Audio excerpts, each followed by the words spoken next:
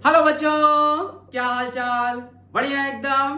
So I welcome all of you to the Lakshya batch for class 12 boards, JEE mains and NEET. और अभी हम पढ़ रहे हैं इलेक्ट्रिक चार्जेस एंड फील्ड और आज है उसका लेक्चर नंबर 5।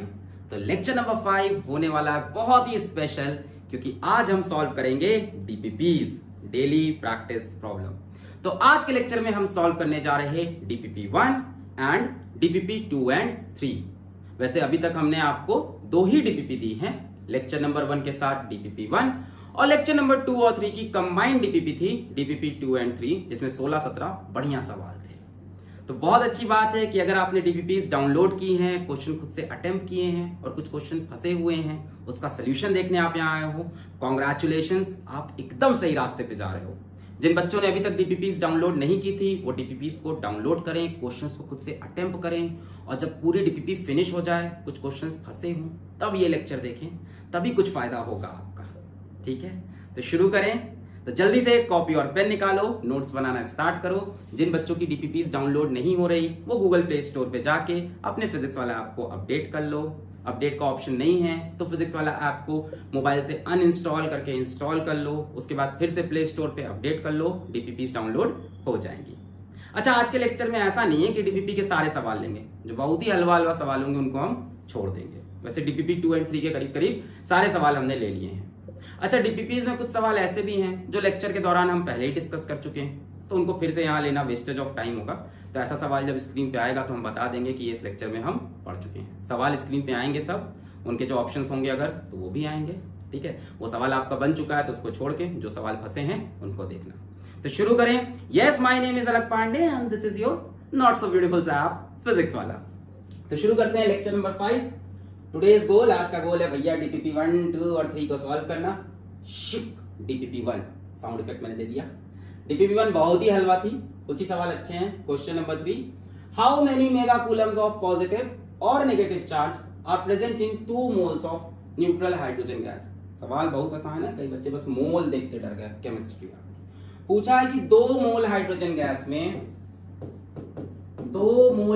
गैस में कितना पॉजिटिव या नेगेटिव चार्ज है ना। तो हम लोग नेगेटिव और निकाल लेते हैं, नेगेटिव चार्ज अरे बराबर होगा, हाइड्रोजन के एटम में एक प्रोटॉन एक इलेक्ट्रॉन होता है तो बराबर ही होगा। नेगेटिव चार्ज निकाल लेते हैं। तो हमें चार्ज चाहिए बच्चों, चार्ज का फॉर्मूला याद है क्या? Q is equals to plus minus any, है ना। तो नंबर ऑफ इलेक्ट्रॉन्स मिल जाए, चार्ज और इलेक्ट्रॉन तो पता ही होता है, ये चाहिए हमको n, नंबर ऑफ इलेक्ट्रॉन। तो हमें ये निकालना है कि 2 मोल हाइड्रोजन गैस में कितने इलेक्ट्रॉन्स हैं, ये मिल जाए तो चार्ज मिल जाएगा, है ना। किसमें पूछा है चार्ज? मेगा कूलम्स में देखा जाएगा। पहले चार्ज निकालते हैं।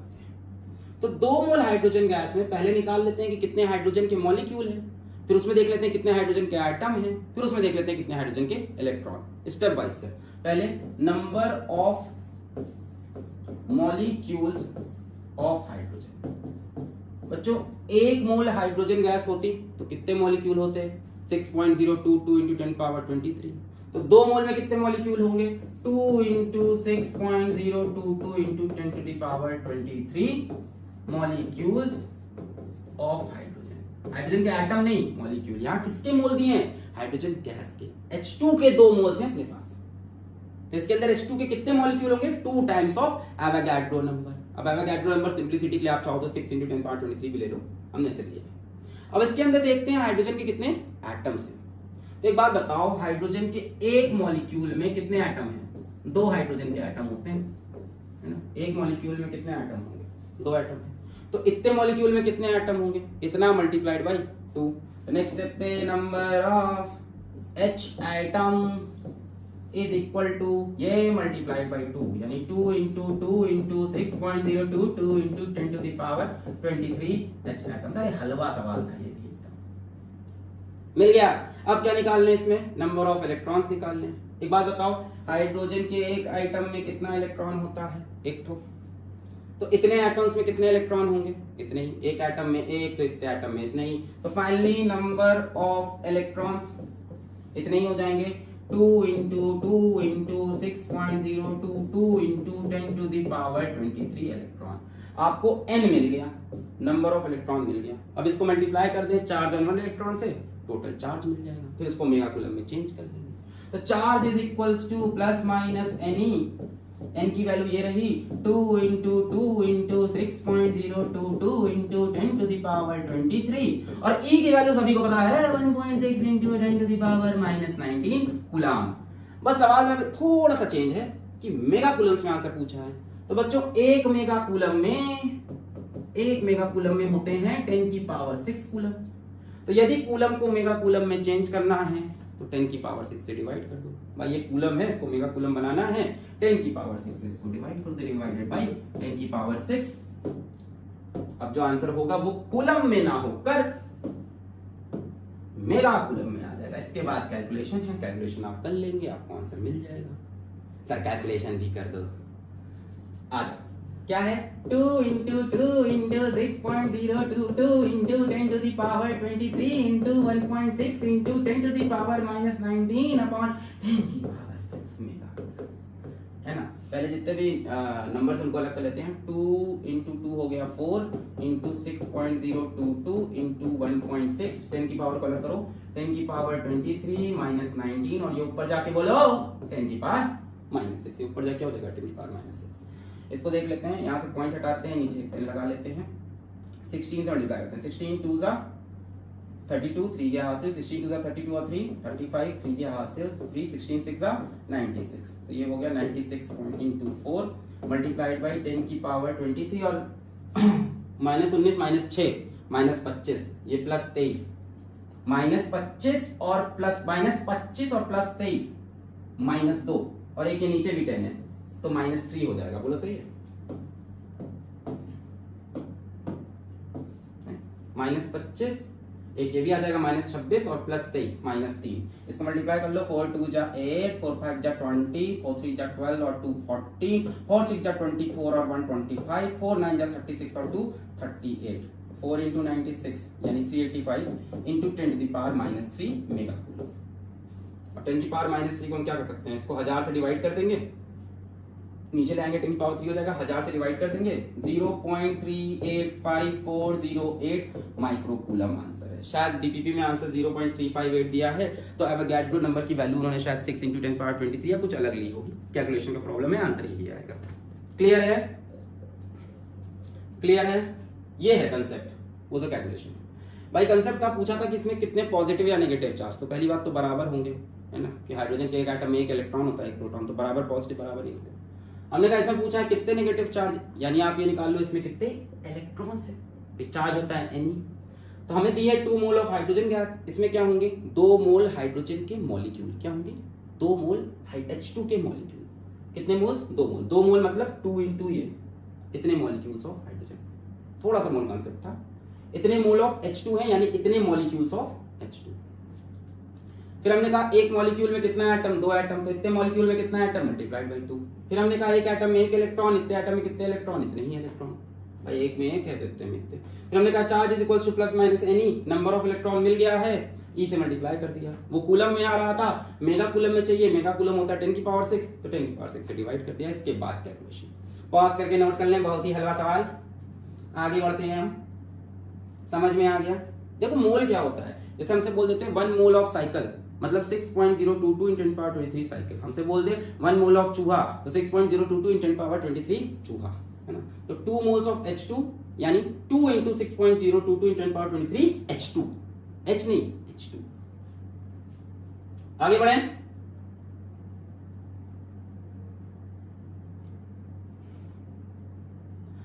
हाँ क्वेश्चन नंबर 5 बहुत ही हलवा वैसे ये। 2 identical conducting spheres, one having an initial charge plus q, 2 spheres हैं conducting है, एक पे initial charge plus q है, and the other initially uncharged are brought into contact, दूसरा uncharged है उसको टच करा दिया। Identical है, conducting है मतलब conduction हो जाएगा, चार्ज का redistribution हो जाएगा।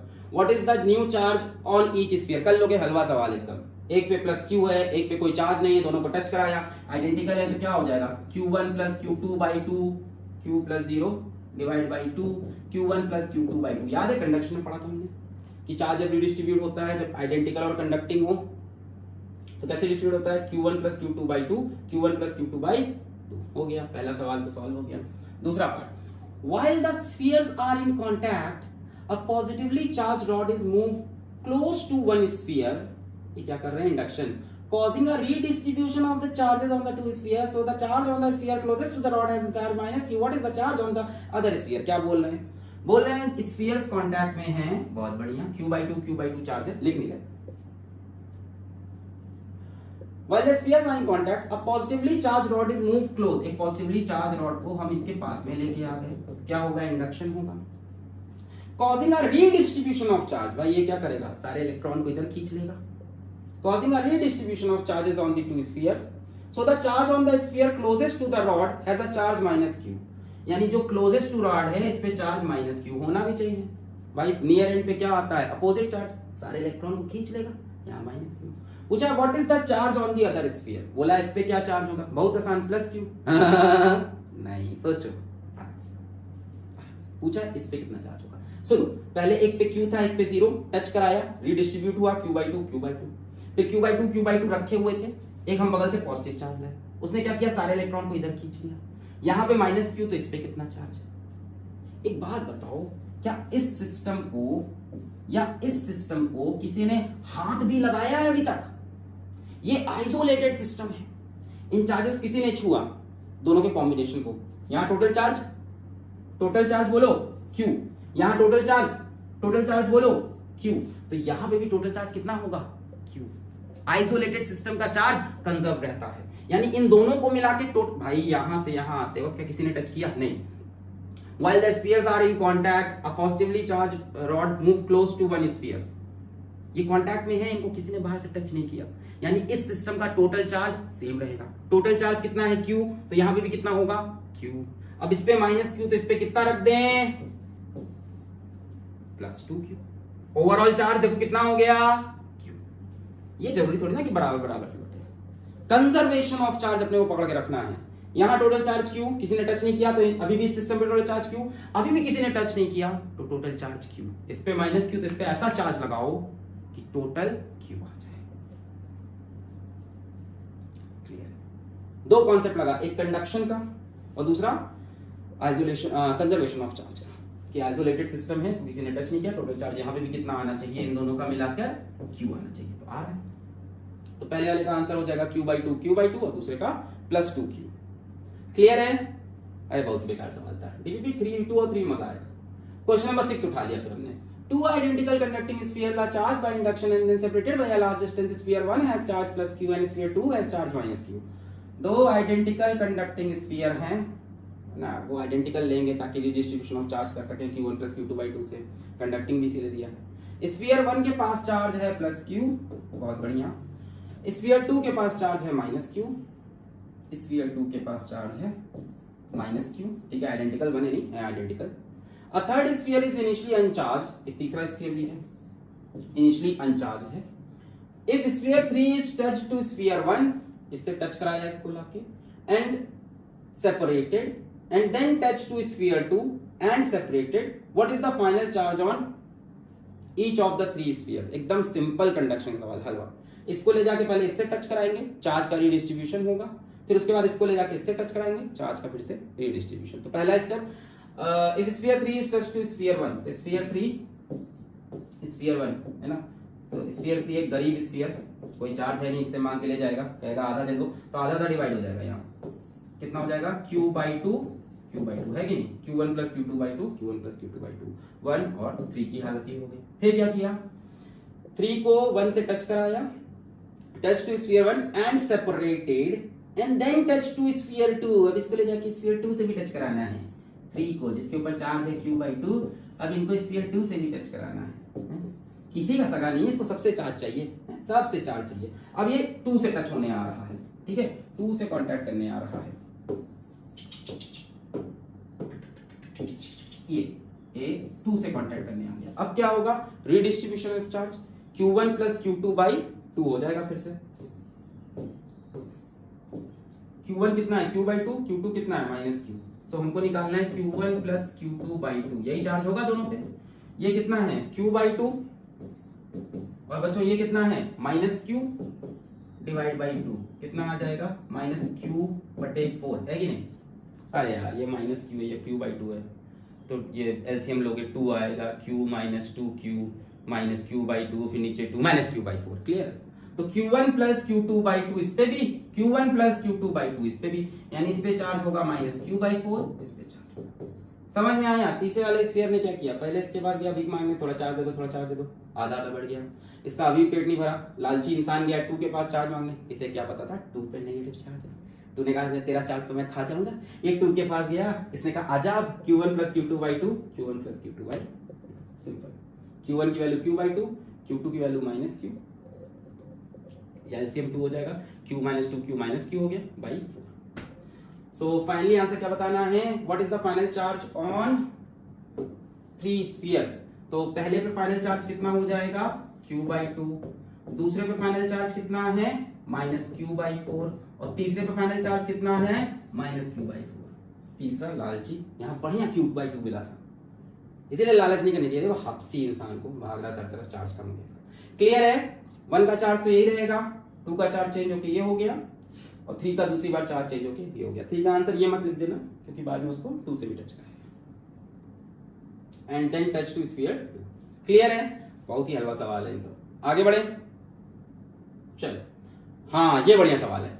अ टेबल, ये बढ़िया सवाल है। Tennis ball covered with a conducting paint is suspended by a silk thread. ये एक टेबल टेनिस बॉल है, ठीक है, इसको कंडक्टिंग पेंट से पेंट कर दिया गया, कंडक्शन हो सकता है, मतलब कंडक्टिंग मटेरियल बन गया, सो that it Hanks between 2 metal plates. 2 metal की प्लेट हैं, उनके बीच में इसको लटका दिया है।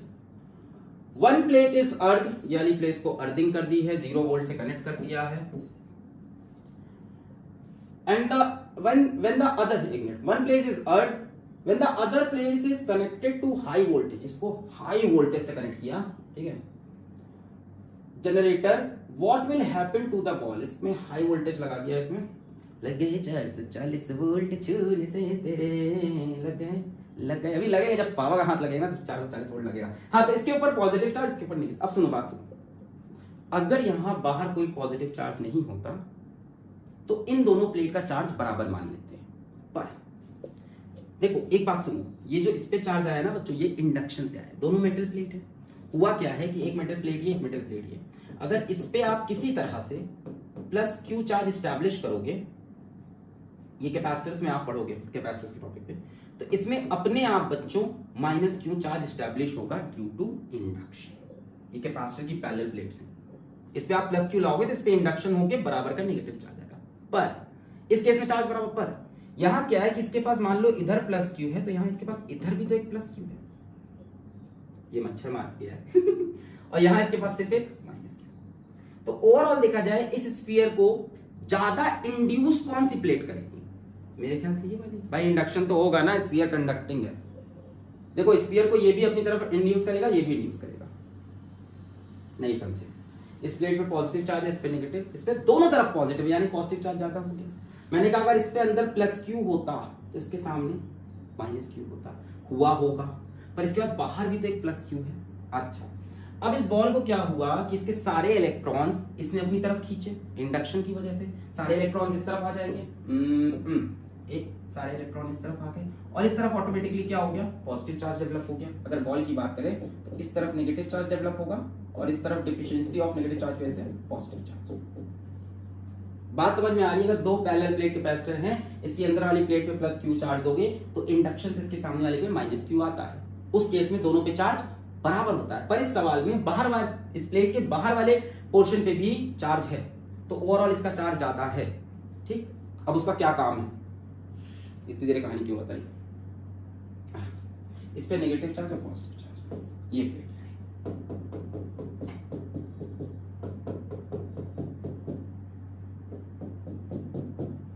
अब इस बॉल को कौन अपनी तरफ अट्रैक्ट करेगा, ये सवाल बनता है। दोनों करेंगे। इस पे पॉजिटिव है, इसने क्या किया, सारे इलेक्ट्रॉन को इधर खींच लिया, भाई कंडक्टिंग पेंट इसलिए चढ़ाया था, सारे इलेक्ट्रॉन इधर आ गए, अपने आप इधर पॉजिटिव, तो ये भी अट्रैक्ट करेगा, ये भी। ये बॉल जाएगी किसकी तरफ, कौन ज्यादा फोर्स लगाएगा, ये। यही तो बता रहे थे कि इसके पास चार्ज ज्यादा है। जब हम कैपेसिटर पढ़ेंगे तो हम पढ़ेंगे पैरेलल प्लेट कैपेसिटर में, इसके अंदर पे प्लस क्यू, इसके अंदर पे माइनस क्यू, तब तो चार्ज बराबर होता है, इफेक्ट बराबर होता है, बॉल बराबर से अट्रैक्ट होती है और मूव नहीं करती। उस केस में आंसर होता है बॉल विल रिमेन स्टेशनरी। पर यहां आपने एक जनरेटर लगा रखा है एक्सटर्नल, जो बाहर वाली प्लेट को भी चार्ज दे रहा है। जिसकी वजह से इस पे टोटल चार्ज इससे ज्यादा हो जाएगा, यानी इसका इफेक्ट इस बॉल पे ज्यादा हो जाएगा, बॉल इसकी तरफ अट्रैक्ट हो जाएगी। तो ये बॉल स्विंग करती हुई इसके पास जाएगी, इससे जाके चिपक जाएगी। जैसे ही इससे चिपकेगी क्या होगा,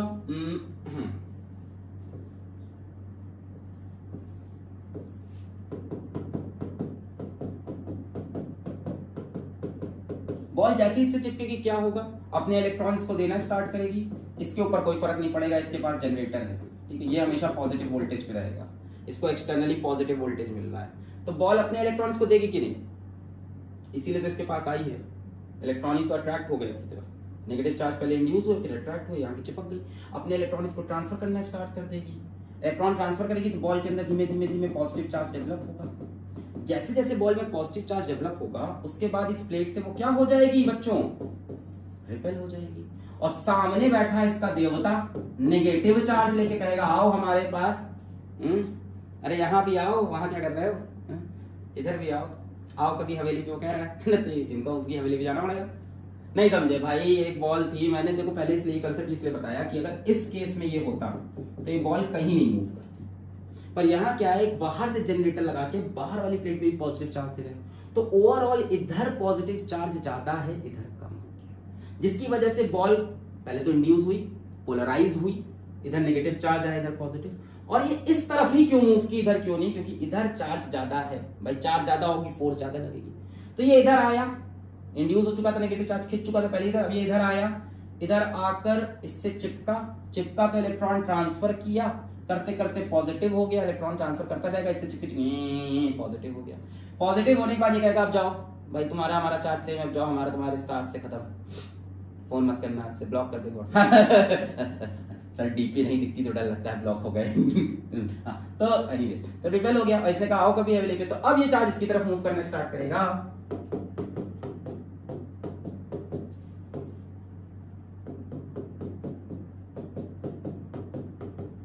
अब क्या होगा, ये बॉल इसके पास चली जाएगी, ठीक है।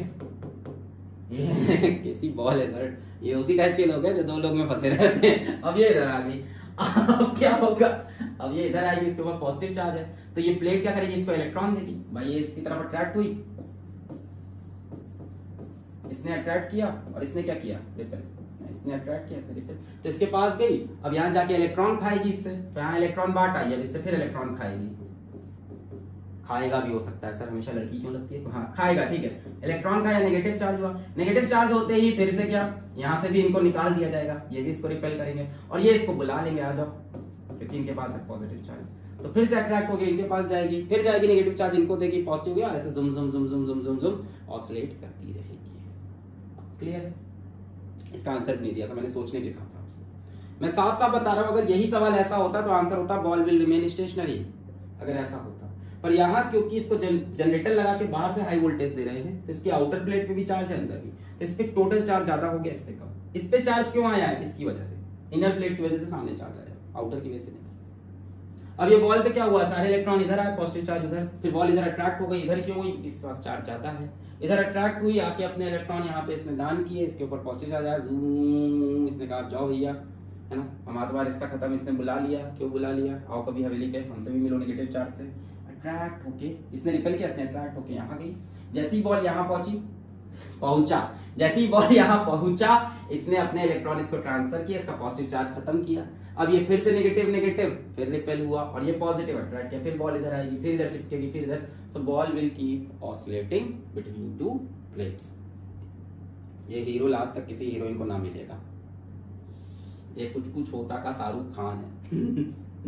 सर नहीं, दिल तो पागल है का शाहरुख, दिल तो पागल है, देखिए उसमें माधुरी दीक्षित है, करिश्मा कपूर, कहाँ तुम लोग देखोगे, सब पुरानी मूवी है, उसमें शाहरुख ऐसे ऑसिलेट कर जाता है। ठीक है, तो चले आगे बढ़े, कहीं और ही दिमाग लग गया, बॉल से हट ही गए हैं, तो आंसर क्या होगा, आंसर की बात करें, ball will oscillate between two plates, बाकी डिपेंड करता है ऑप्शंस के ऊपर, क्या पता ऑप्शन यही दे दे, the ball will first hit plate 1 या प्लेट 2, मान लो ऐसा भी सवाल हो सकता था कि बॉल पहले किसको हिट करेगी, प्लेट 1 की प्लेट 2, कौन सा, इस केस में किसी को नहीं, इस केस में प्लेट 1। क्लियर है, बहुत बढ़िया। नेक्स्ट सवाल, question number 9, the velocity of an electron at a point A1 is V0 यहाँ पे where cross sectional area is A, यहाँ पे क्रॉस सेक्शनल एरिया ए है, इसी की बात की है। The velocity of electron at the end of contraction, at the end of contraction में जहां से वो कॉन्ट्रैक्ट हो गया है, where cross section area is 2a, अच्छा नहीं मैंने गलत बता दिया, सॉरी, हाँ फिर से। The velocity of electron at a point A is v0, या तो उसमें लिखा गलत है या तो ये बनना गलत है, देखो सवाल पे आ जाता है, इसको छोड़ दो, या तो उसमें लिखा at the point a1 is v0, यहाँ पे v0 है, यहाँ पे v1 है। अब सवाल पे आ जाओ, पूछा है v1 बड़ा हो कि v0, सवाल को छोड़ो। आपको दिख रहा है यहाँ पे इलेक्ट्रॉन की वेलोसिटी,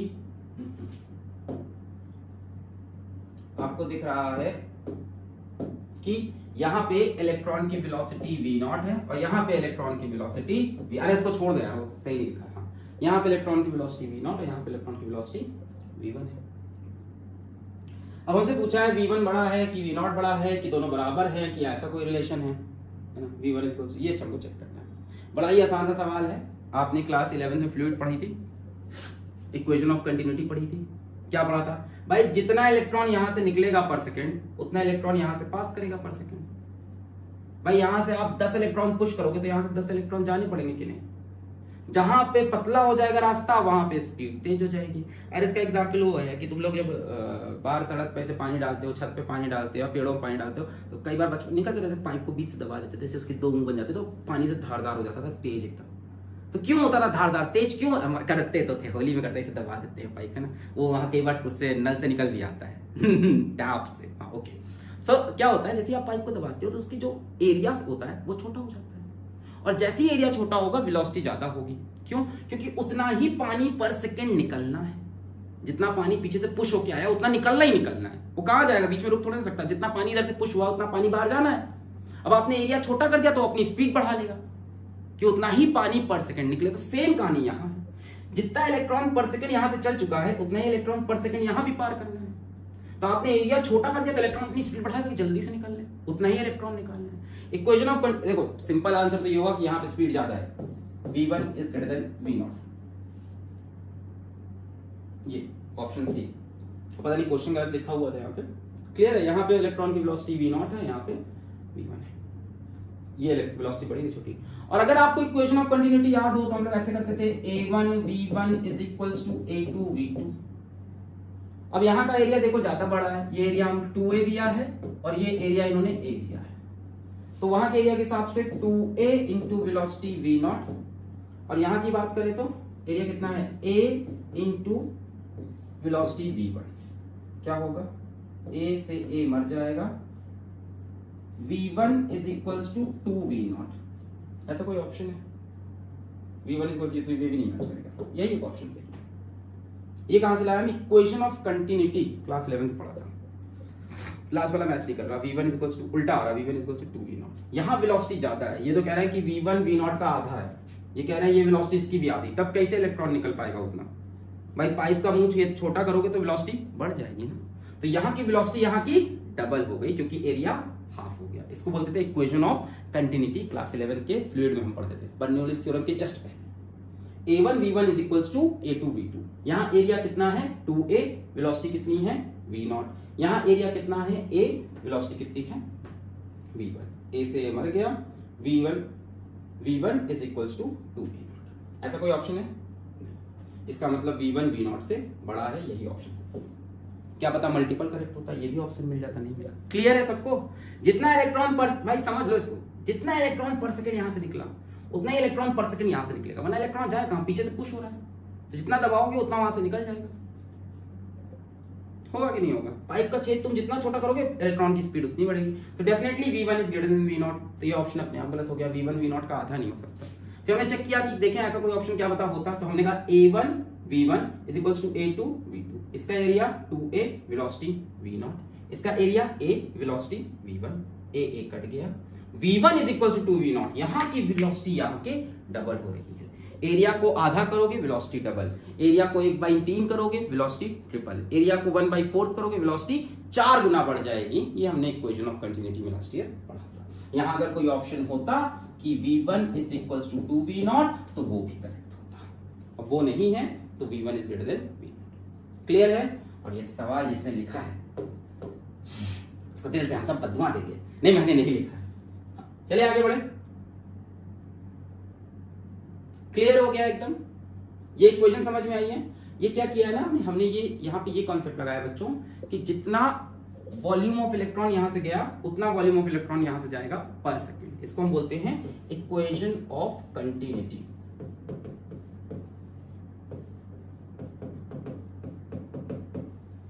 इसका ऐसे लिख लो, number of electrons passing through any cross section. मैं अकेले लिख रहा हूं, कोई नहीं लिख रहा, तो क्या तो सवाल हो गया, कौन लिखेगा? क्रॉस सेकेंड पर सेकेंड रिमेन्स कांस्टेंट। ये कॉन्सेप्ट लगाया। Number of electron passing through any cross section पर सेकंड रिमेन्स कांस्टेंट। अगर यहां से एक सेकंड में 10 इलेक्ट्रॉन निकले तो यहां से भी 10 निकलने होंगे, पर यहां से 10 निकलने की जगह ही नहीं, जगह कम हो गई है। तो क्या इलेक्ट्रॉन जल्दी जल्दी भागेगा, पीछा लगेगा, तुम भी निकलो, हम भी को इतने टाइम में हमको भी निकलना है कि नहीं? जब स्कूल का गेट, दोनों गेट खुले होते हैं स्कूल के बाहर, सब आराम से निकलते हैं, एक खुला होता है तेजी से उसमें पुश करते हुए जाते। आ गया? That's the feel. चलिए आगे बढ़े। डीपीपी 1 खत्म हुई, डीपीपी 2 एंड 3 आ जाते हैं। पहला सवाल डीपीपी 2 एंड 3 का, N electron at rest has a charge 1। अच्छा वो बता दिया, हमें तो पता ही नहीं था। 1.6 इंटू, वो भी गलत लिखा है, माइनस होगा। जिसने ये लिखा है सब लोग आज दिल पे हाथ रख के उसको बददुआ देंगे। एन इलेक्ट्रॉन मत देना यार। हमारे साथ काम करने वाले लोग हैं, वो नहीं देंगे तो हम कैसे देंगे? An electron at rest has a charge of -1.6 × 10⁻19 coulomb. It starts moving with a velocity v is equal to c/2। अच्छा, स्पीड ऑफ लाइट के आधे पे चल रहा है। Where c is the speed of light, then the new charge on it is। बड़ा Phantom electron है ये। एक ऐसा इलेक्ट्रॉन है जो स्पीड ऑफ लाइट पे चल रहा है, फैंटम इलेक्ट्रॉन है। तो पूछा है then the new charge on it is। तो भाई जब चार्ज स्पीड ऑफ लाइट पे आएगा तो उसका चार्ज चेंज हो जाएगा? नहीं, मैंने आपको पढ़ाया था प्रॉपर्टीज ऑफ चार्जेस में इनवेरिएंस ऑफ चार्ज, कि चार्ज स्पीड के साथ चेंज नहीं होता पर मास स्पीड के साथ चेंज होता है। अब यही सवाल मास के लिए होता तो हम बोलते m is equals to m0 under root 1 minus v square बटे c स्क्वायर।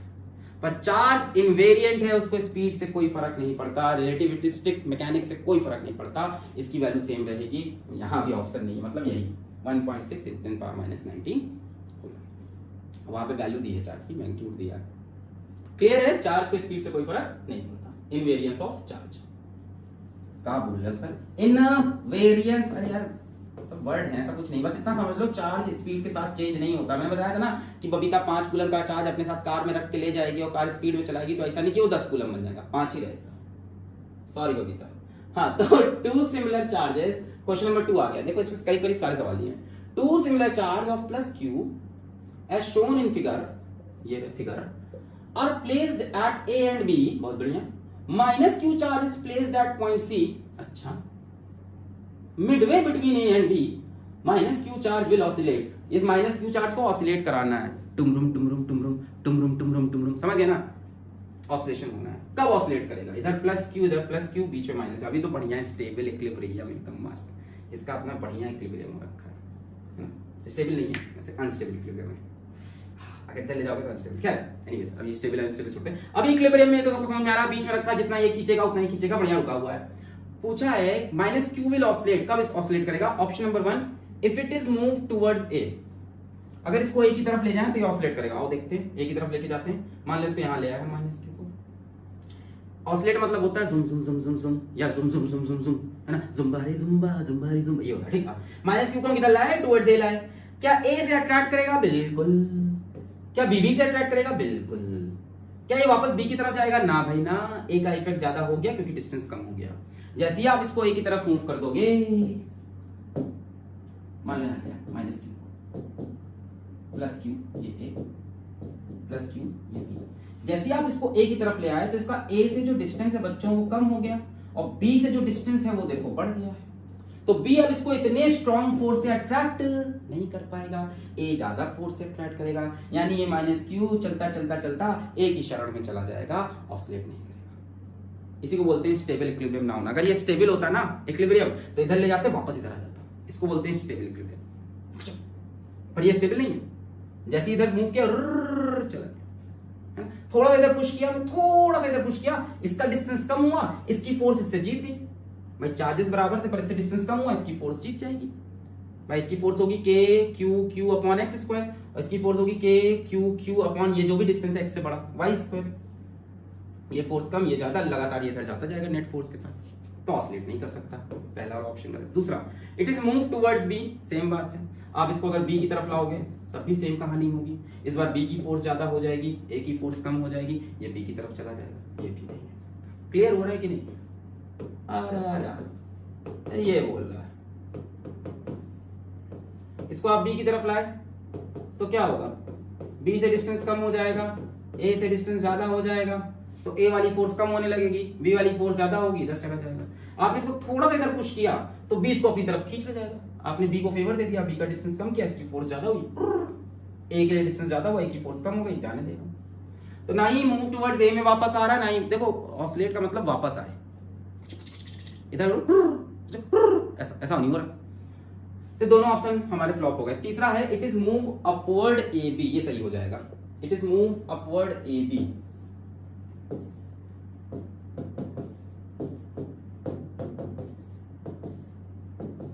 इसको अपवर्ड ले गए ए बी के, it is moved upward A B, इसको हम ए बी के ऊपर ले गए। मान लो थोड़ी सी दूर यहां ले गए, हम मूव करके इसको ऊपर ले गए।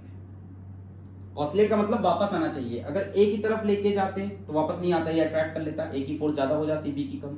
अगर बी की तरफ ले जाते तो बी की फोर्स ज्यादा हो जाती, बी अट्रैक्ट कर लेता। बीच में तो वो मतलब इक्विलिब्रियम में दोनों फोर्स, जैसे इधर गए इसका डिस्टेंस कम, इधर गए इसका डिस्टेंस कम, इसकी फोर्स ज्यादा, वापस नहीं आने वाला था। ए की तरफ ले जाते खिंचता हुआ चला जाता, बी इधर चला जाता। फिर हमने देखा कि मूव, क्या देखा, अपवर्ड्स ए बी से ऊपर ले गए। अब सोचो, जब आप ए बी से इसको थोड़ा सा ऊपर ले जाओगे, ए इसको इस तरह से नीचे खींचेगा, बी भी इसको इस तरह से इधर खींचेगा। मान लो F4 से खींचा, F4 से खींचा, है कि नहीं, पॉजिटिव चार्ज पॉजिटिव खींचा। इन दोनों फोर्स का जो कंपोनेंट आएगा वो ऐसे आएगा, इसको नीचे की तरफ खींचेगा। ये दोनों फोर्स मिलकर को ऐसे नीचे ही तो खींच रही है। अरे यार ये एंगल थीटा, ये theta, F cos theta, F cos theta, 2F cos theta, इतना समझ में आने लगा ना। इसका F cos थीटा, इसका 2F cos थीटा से नीचे आएगा, बाकी इसका एक कंपोनेंट F sin थीटा वो तो मर जाएगा। भाई दोनों ने मिलकर ऐसे, जब मान लो कोई ऊपर जा रहा है ऐसे चार्ज और दोनों ने मिलकर ऐसे खींचा तो ये नीचे आने लगेगा कि नहीं? यानी आप जैसे ही इसको ऊपर ले जाना चाहोगे चार्ज नीचे खींच लेगा।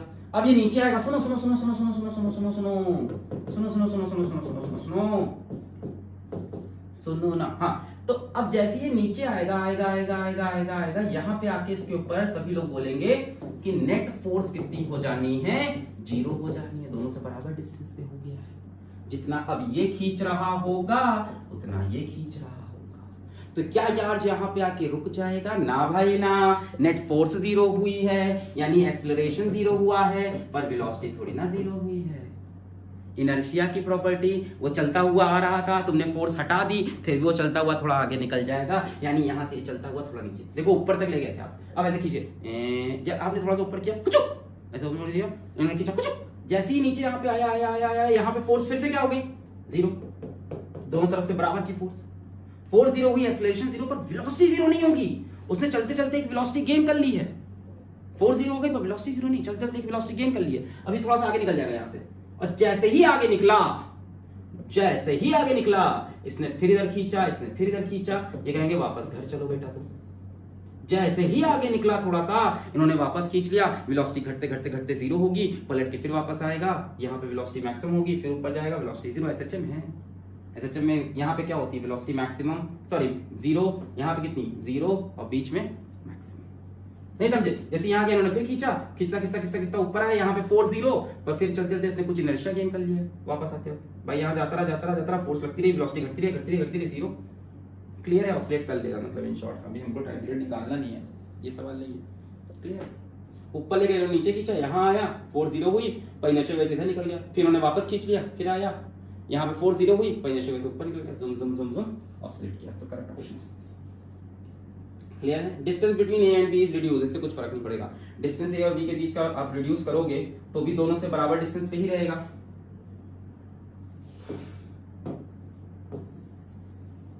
यदि आप ए और बी के बीच का डिस्टेंस रिड्यूस करोगे, मान लो बी को यहाँ ले आए, ए को यहाँ ले आए, तो भी दोनों से बराबर डिस्टेंस पे है, तो उससे कोई फर्क तो पड़ेगा नहीं। क्लियर है?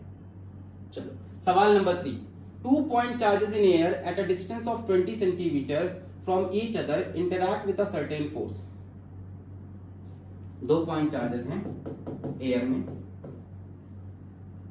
at a distance of 20 centimeter interact with each other with a certain force, कोई certain force है, let that force be at what distance from each other should these charges be placed in oil of relative permittivity 5 to obtain the same force of interaction। फिर से पढ़ते हैं, at what distance from each other should these charges be placed in oil, पहले air था अब एक oil, in oil of relative permittivity 5 to obtain the same force। कह रहा है किसी ऑयल में इन चार्जेस को हम कितने डिस्टेंस पे रखें such that the force remains same।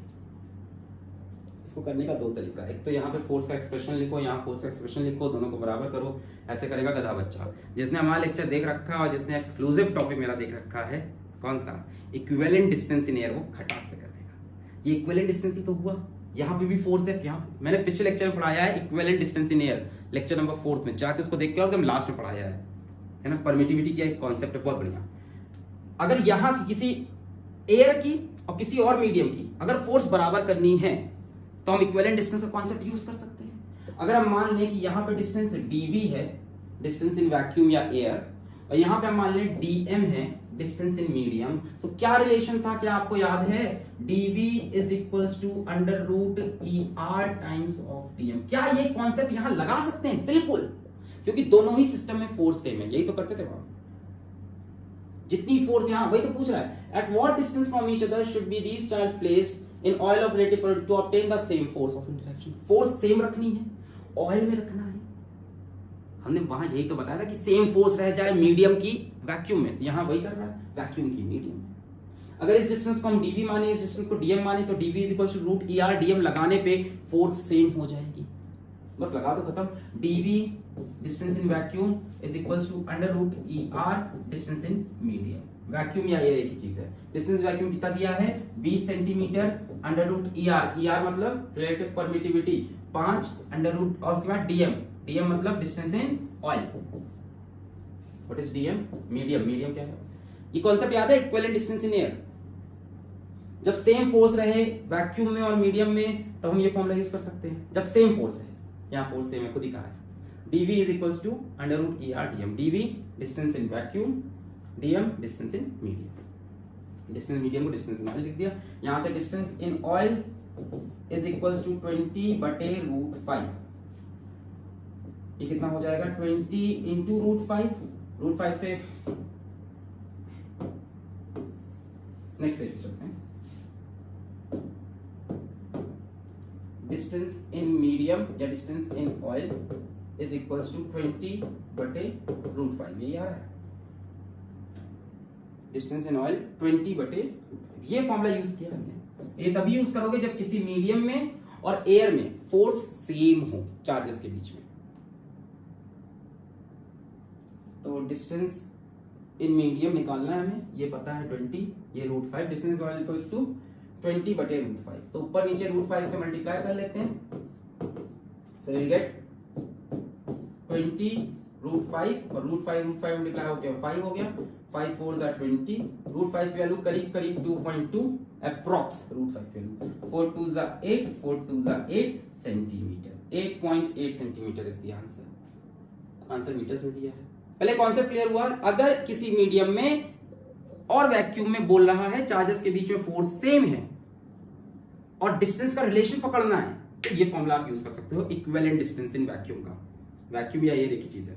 dv is equals to under root er dm। dv दे रखा है 20, er दे रखा है 5, dm निकालना है डिस्टेंस इन मीडियम या डिस्टेंस इन ऑयल। तो डिस्टेंस इन ऑयल आपने निकाला, it comes out to be 8.8 centimetre. Option दिए हैं मीटर्स में, तो हो जाएगा 8.8 into 10 to the power -2 metres. देख लो, ये देखो क्लोजेस्ट है 8.9 है ना। रूट 5 की वैल्यू 2.24 लेंगे हम एग्जैक्ट, तब ये यहां तक जाएगा। हमने अप्रॉक्स ले ली 2.24 होते हैं। बाकी तो कोई मैच नहीं कर रहा, 0.10 पर ये तो नहीं मैच कर रहा। 10⁻89 ये भी नहीं मैच करेगा, दूर है। 8.9 for 10⁻2 ये तो बहुत ज़्यादा हो गया। 10⁻−2 इसमें इसमें इसमें है, ये 0.8 नहीं, 89 नहीं, 8.8 8.9 क्लोजेस्ट। क्लियर? बाकी आप चाहो तो यहाँ की फोर्स निकाल लो, एक तरीका ये भी है, 1/4πε0 Q1 Q2 अपॉन 20 का स्क्वायर। यहाँ की फोर्स निकाल लेते 1/4πε of medium Q1 Q2 upon distance in oil का होल स्क्वायर। फिर इन दोनों फोर्स को इक्वेट कर देते और फिर उसमें से रिलेटिव परमिटिविटी बनाते, वो भी एक तरीका कर सकते। क्लियर है? बढ़िया, आ जाए। A certain charge Q, question number 4, is divided at first into two parts, Q and Q minus Q. Later on, the charges are placed at certain distance. If the force of interaction between the two charges is maximum, then ये सवाल हम कर चुके हैं class में, ये सवाल हमने किया हुआ है। कहाँ किया था? कूलम्ब्स लॉ के लेक्चर में हमने बताया था कि एक चार्ज को यदि दो पार्ट में डिवाइड करें, एक को हमने x माना था, एक को Q माइनस, याद आ गया, x माना था। फिर हमने कहा इनके बीच की जो फोर्स हो वो फोर्स कैसी हो जाए, मैक्सिमम हो जाए। तो उस कंडीशन के लिए x की वैल्यू कितनी आ रही थी, Q/2 आ रही थी। ये हमने किया था, आधे आधे में डिवाइड कर देंगे तब फोर्स कैसी आती है, मैक्सिमम। यहाँ पे किस में तोड़ रहे हैं, Q and Q minus Q में तोड़ रहे हैं, तो एक ही बात है, Q और Q माइनस Q में तोड़ रहे हैं। फोर्स बोल रहे हैं मैक्सिमम हो जाए, तो फोर्स मैक्सिमम तब होगी जब स्मॉल q की वैल्यू Q/2 होगी। खत्म। तो ऑप्शन क्या है, देन Q/Q का रेशियो, तो Q/Q, इसकी वैल्यू Q, स्मॉल q की वैल्यू क्या हो जाएगी, Q/2, ये 2 ऊपर चला जाएगा, 2/1। ये कूलम्ब्स लॉ लेक्चर में कराया था यार सवाल, शायद पहला है दूसरा ही सवाल यही था हमारा कूलम्ब्स लॉ के लेक्चर का, लेक्चर नंबर 2 का, कि एक चार्ज को दो पार्ट में तोड़ो और ऐसे तोड़ो कि उनके बीच की फोर्स मैक्सिमम हो। तो उसका रिजल्ट क्या आता है कि आधे आधे पार्ट में तोड़ दो तभी फोर्स मैक्सिमम होती है। ये हम रिजल्ट निकाल चुके हैं। आज हमसे पूछ रहा है कैपिटल Q और स्मॉल q का रेशियो क्या होगा। तो कैपिटल Q को Q रखा है, small q Q/2, cancel 2/1। Clear? आगे बढ़े, हलवा सवाल एकदम। चलो, टू स्मॉल बॉल्स हैविंग, अच्छा ये अच्छा सवाल है।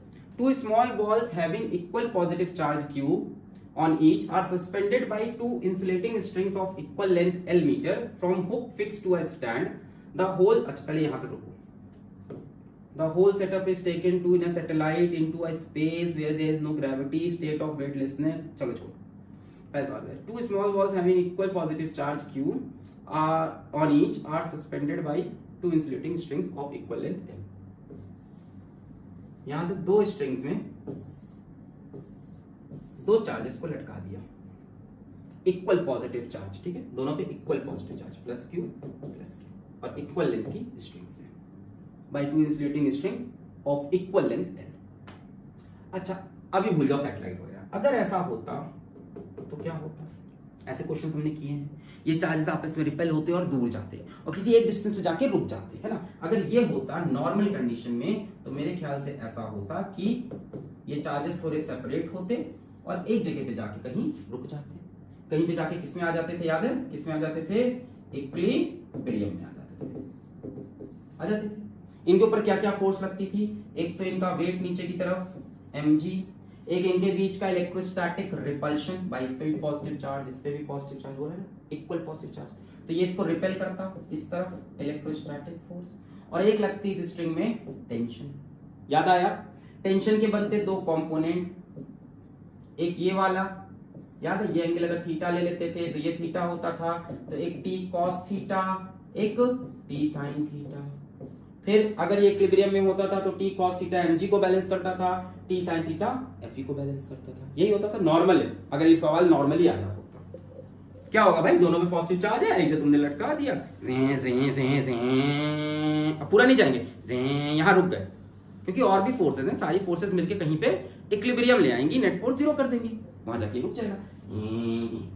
मान लेते हैं यहाँ रुक गया, कब, जब यहाँ से कितना एंगल बन रहा, थीटा, तो हमने कहा ये टेंशन की फोर्स t cos थीटा। ये सब सवाल किए हैं, देखो डीपीपी तभी आप लगा पाओगे जब आपने लेक्चर देखा है, सवाल अटेम्प्ट किया है, इसलिए मैंने कहा कि लगा के आओ, वरना कुछ नहीं समझ में आएगा। t cos theta, t sin theta, अब ये इसके बराबर करके हम सवाल खत्म करते थे, पर ये सवाल थोड़ा अलग है। The whole setup is taken in a satellite, ले भैया इसको हम ले गए ऊपर, into space where there is no gravity, state of weightlessness, mg गया, then the angle theta between the two string is, mg गया। अगर नॉर्मल कंडीशन में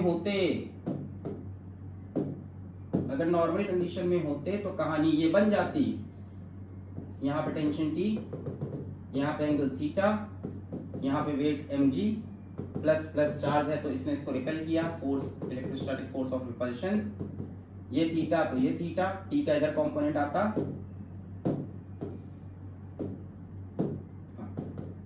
T का इधर कंपोनेंट आता ऊपर की तरफ T cos थीटा, और इस तरफ आ जाता T sin theta. T sin theta balance करता है Fe को, T cos थीटा बैलेंस करता है mg को। पर जैसे ही आप इसको स्पेस में लेके जाओगे तो स्पेस में बच्चों g की वैल्यू हो गई 0, ये टर्म हट गया, पर T cos थीटा नहीं हटा। यानी वो इस बॉल को ऊपर उठाता, इस चार्ज को, बॉल को ऊपर उठाता जाएगा। कब तक उठाएगा सर? उठाते यहां पहुंच जाएगी। कहां पे ऐसे थे, वेट कुछ है नहीं, दोनों चार्ज रिपेल हुए,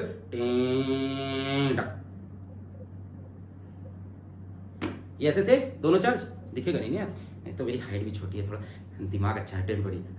जब भी कोई हाइट के लिए आपको बोले तो ऐसे बोलने का है, ठीक है? तो क्या सिखा रहे हो सर? चिच्ची आ जाओ। अच्छा तो ये दो चार्ज ऐसे हैं, ऐसे ही लटक रहे हैं, इनके आपस में रिपल्शन का टी ऐसे रिपेल होते ये ऐसा भाई वेट है ही नहीं। T cos थीटा इसको उठाता जाएगा। कहोगे सर इसके पार क्यों नहीं चला गया? ओए सर यहाँ, अरे इसके बाद चार्जेस पास आने लगेंगे, मैक्सिमम सेपरेशन पे जाना चाहेगा भाई। दो लोग में रिपल्शन है तो दोनों मैक्सिमम सेपरेशन पे रहेंगे ना, कि वापस और पास आ जाएंगे। अभी लड़ाई झगड़ा हुआ है, दूर हुआ है, बोलो इस पीछे के दरवाजे से वापस पास आ जाए, अगर तुम सोचोगे और घुमाओगे पास आने लगेंगे यार। इनमें हो रहा है रिपल्शन, ये मैक्सिमम डिस्टेंस पे रहना चाहते हैं, ये कंडीशन होगी। क्या एंगल होगा इनके बीच का? 180, यही पूछा है। The angle theta between the two strings is 180। क्यों गया ऊपर? क्योंकि स्पेस, अगर स्पेस नहीं होता तो ये कहानी होती। स्पेस पे ये फोर्स हटी, T cos थीटा खींच के इसको ऊपर ले गया। इसके लिए बेसिक क्वेश्चन इसका किया होना चाहिए, इस तरह का एक दो टॉम ने कराया आपको लेक्चर में। अभी ऊपर जाकर ऐसे खींच के रुक गया 180 पे, बहुत बढ़िया। अच्छा सवाल आगे भी है, सवाल यहाँ खत्म नहीं है। Also find the tension in each string. ये छोड़ रहे थे क्या? Tension in each string. अब इस केस में टेंशन निकालना है इस स्ट्रिंग में। आओ इस पे चार्ज बताओ, एक इस तरफ लगेगी फोर्स इलेक्ट्रोस्टैटिक, इस पे चार्ज कितना है? चार्ज दिया है क्या? कैपिटल Q, ओके, मुझे माफ करना, मैंने स्मॉल q लिख दिया। भावनाओं को समझें। प्लस Q, तो इस पे चार्ज है प्लस Q, इस पे भी चार्ज प्लस Q, तो इस पे इलेक्ट्रोस्टैटिक रिपल्शन की फोर्स लगी, और स्ट्रिंग पे यहाँ क्या लगेगी? इस तरफ टेंशन फोर्स, तभी तो यहाँ रुका हुआ है, वरना इधर खींच के इसे भाग ना जाता चार्ज, ऐसे जाता है धुर्र से बाहर निकल जाता है इधर, कोई इधर से भी तो खींच रहा होगा, टेंशन की फोर्स। इस जगह पे चार्ज किसमें है? इस जगह पे चार्ज किसमें है? इस जगह पे चार्ज किसमें है भैया? इक्विलिब्रियम में है। ओए तभी तो रुका है, वरना इधर भाग जाता। तो यानी इस टाइम ये दोनों फोर्स बराबर होंगी एंड टेंशन इक्वल हो जाएगी इलेक्ट्रोस्टैटिक फोर्स के। अब इलेक्ट्रोस्टैटिक फोर्स आपको निकालना आता है 1/4 पाई एप्सिलॉन नॉट। क्यों लगा रहे हैं? क्योंकि आप स्पेस में हो, आप वैक्यूम में हो, वैक्यूम में एप्सिलॉन नॉट लगेगा। दो चार्जेस हैं Q और Q, तो कितना हो गया? Q square upon separation R square upon R square. R की वैल्यू बोलो, R की वैल्यू बोलो भाई, बोलो सभी लोग बोलो, चाय बोलो चाय। हाँ देखो ये डिस्टेंस कितना है? L, और ये डिस्टेंस कितना है? L। भाई ईच स्ट्रिंग की लेंथ L है, दे रखा है ये L, तो ये हो गया L, ये हो गया L, यानी R की वैल्यू कितनी हो गई? 2L। खत्म हो गया। टेंशन इज इक्वल्स टू, एक तो टेंशन इसको बैलेंस कर, इलेक्ट्रोस्टैटिक फोर्स बना लेके भाग जाती इसको, टेंशन ये जो उसको पकड़ के रखी है, तो टेंशन इसके बराबर 1/4 पाई एप्सिलॉन नॉट। क्यों लगाया? क्योंकि वैक्यूम में है, तो हो गया ये Q square upon 4 pi epsilon naught. R क्या है? 2L, 2L का स्क्वायर बोलेंगे सभी लोग 4L स्क्वायर। खत्म सवाल। अब इसको जैसा चाहे लिख लो, tension is equals to Q square upon 16 pi epsilon naught L square. यही होगा 1/4 pi epsilon naught Q1 Q2 upon R कितना है? 2L का स्क्वायर 4L स्क्वायर। क्लियर है? छाप लें, आगे बढ़े। 5वां सवाल था भाई साहब, अब हम आगे बढ़ेंगे। छठा सवाल, 3 equal charges Q are placed at corners of equilateral triangle. The force on any, ये तो बहुत ही आसान किया हुआ है ना, as discussed in lecture 3 principle of superposition। अरे तो किया था हमने। 3 equal charge placed at corners of equilateral triangle, इसकी साइड मैंने बताई थी A चार्ज कितना है Q, किसी एक चार्ज पे हमें फोर्स निकालनी थी, याद है, इसके ऊपर निकाली थी, यहाँ से फोर्स लगी थी F, यहाँ से भी फोर्स लगी थी F, याद आ गया, F इक्विलैटरल ट्रायंगल 60 डिग्री, ये भी 60 डिग्री, FF का रिजल्टेंट √3F बताया था मैंने 60 डिग्री पे आता है, F की वैल्यू KQ² बटे A², तो फाइनल आंसर ये फोर्स हो गई, अरे कर लोगे ना, √3 KQ² बटे A²। तो अगर किसी को ये क्वेश्चन नहीं आता है तो भाई लेक्चर तो पूरा देखो ही ना, देखो वरना टाइम वेस्ट होगा, यही सवाल लेक्चर समझाए पे यहाँ समझाए, ये हमने कर रखा है। अरे हाँ तो बोलो, क्या ऐसे बोले सर, एक तो लाइव लेक्चर हो नहीं रहा है, ऊपर से आप यहाँ पे हाँ बुलवा ले, चलो आगे बढ़ते हैं। अरे ये पढ़ा था कि नहीं पढ़ा था, याद आया, ये इधर रिपेल करेगा, ये इधर रिपेल करेगा, फिर दोनों जब 60 डिग्री पे होती हैं, दो फोर्स बराबर होती है तो रिजल्टेंट √3F आता है। फिर मैंने बताया था F नेट का √3F कितनी हो जाएगी, इन दोनों चार्ज के बीच की फोर्स KQ² बटे A²। कई लोग कहा ये क्या हुआ, अरे भैया लेक्चर देख के आना पड़ेगा, यहाँ पे ये वाला क्वेश्चन भी किया हुआ है। 4 charges are arranged at the corners of a square ABCD as shown. The force on positive charge kept at the center of the square. यहाँ पे एक पॉजिटिव चार्ज रखेंगे और उसके ऊपर फोर्स निकालेंगे। पूछा है किस तरफ लगेगी, नहीं किया था, as discussed in lecture 3 principle of superposition charge. एक चार्ज हमने यहाँ रखा, याद आ रहा है, ये इस पे इधर रिपल्शन लगा देगा F, a force on a positive charge kept at the center of the square। अरे ये सवाल कराया था, देखो ए क्या क्या है, +Q -Q -2Q +2Q, और बोला force on a positive charge kept at centre, ये रहा। तो याद है ये इसको रिपेल करेगा इस तरफ, सबसे तो बराबर बराबर डिस्टेंस पे, पहली बार इस डिस्टेंस को याद है कितना माना था, x याद आ गया। ये इसको रिपेल करेगा विद फोर्स F, ये इसको रिपेल करेगा विद फोर्स 2F, भाई डिस्टेंस वगैरह बराबर, इसका चार्ज डबल है। ये से क्या करेगा, अट्रैक्ट करेगा फोर्स F से, ये क्या करेगा, इसको अट्रैक्ट करेगा फोर्स 2F से, F 2F, याद आ गया, लेक्चर में कराया इसलिए इसको यहाँ पे कंप्लीटली सॉल्व नहीं कर रहे। 2F, अब क्या हो जाएगा, 2F में से F माइनस होगा, इधर F बचेगी, 2F में से F माइनस होगा, इधर भी F बचेगी, F और F का रिजल्टेंट D से आएगा, यानी फाइनल रिजल्टेंट ये होगा, ये A, ये B, ये C, ये D, यानी फाइनल रिजल्टेंट ऐसे आएगा, परपेंडिकुलर टू AB। कर लिया होगा आपने अब तक, ये हमने कराया था कि नहीं, कि सारे डिस्टेंस को x मान लो, तो इस वाली फोर्स को अगर हम लिखें KQ² बटे x² तो इधर F, तो ये कितनी हो जाएगी K2Q × Q² बटे x², तो ये डबल हो गई, तो इसको हमने इसकी फोर्स बोली 2F।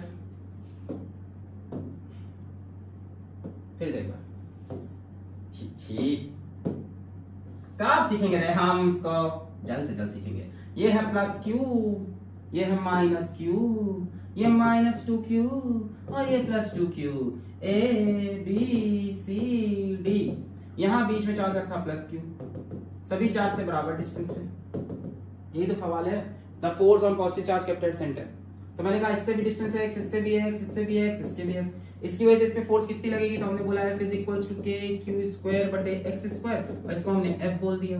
ये इसे क्या करेगा, रिपेल करेगा, तो इस तरफ फोर्स F लगेगी। ये इस पे कितनी फोर्स लगाएगा, ये फोर्स लगाएगा 2, सॉरी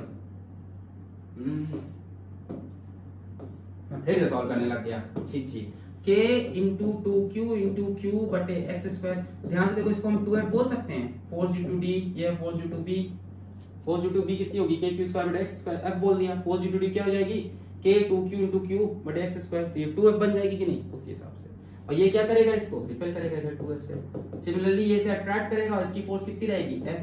सिमिलरली ये भी अट्रैक्ट करेगा और इसकी फोर्स कितनी हो जाएगी, 2F। इतना तो डिफरेंस है। फिर मैंने कहा भैया इधर 2F और इधर F।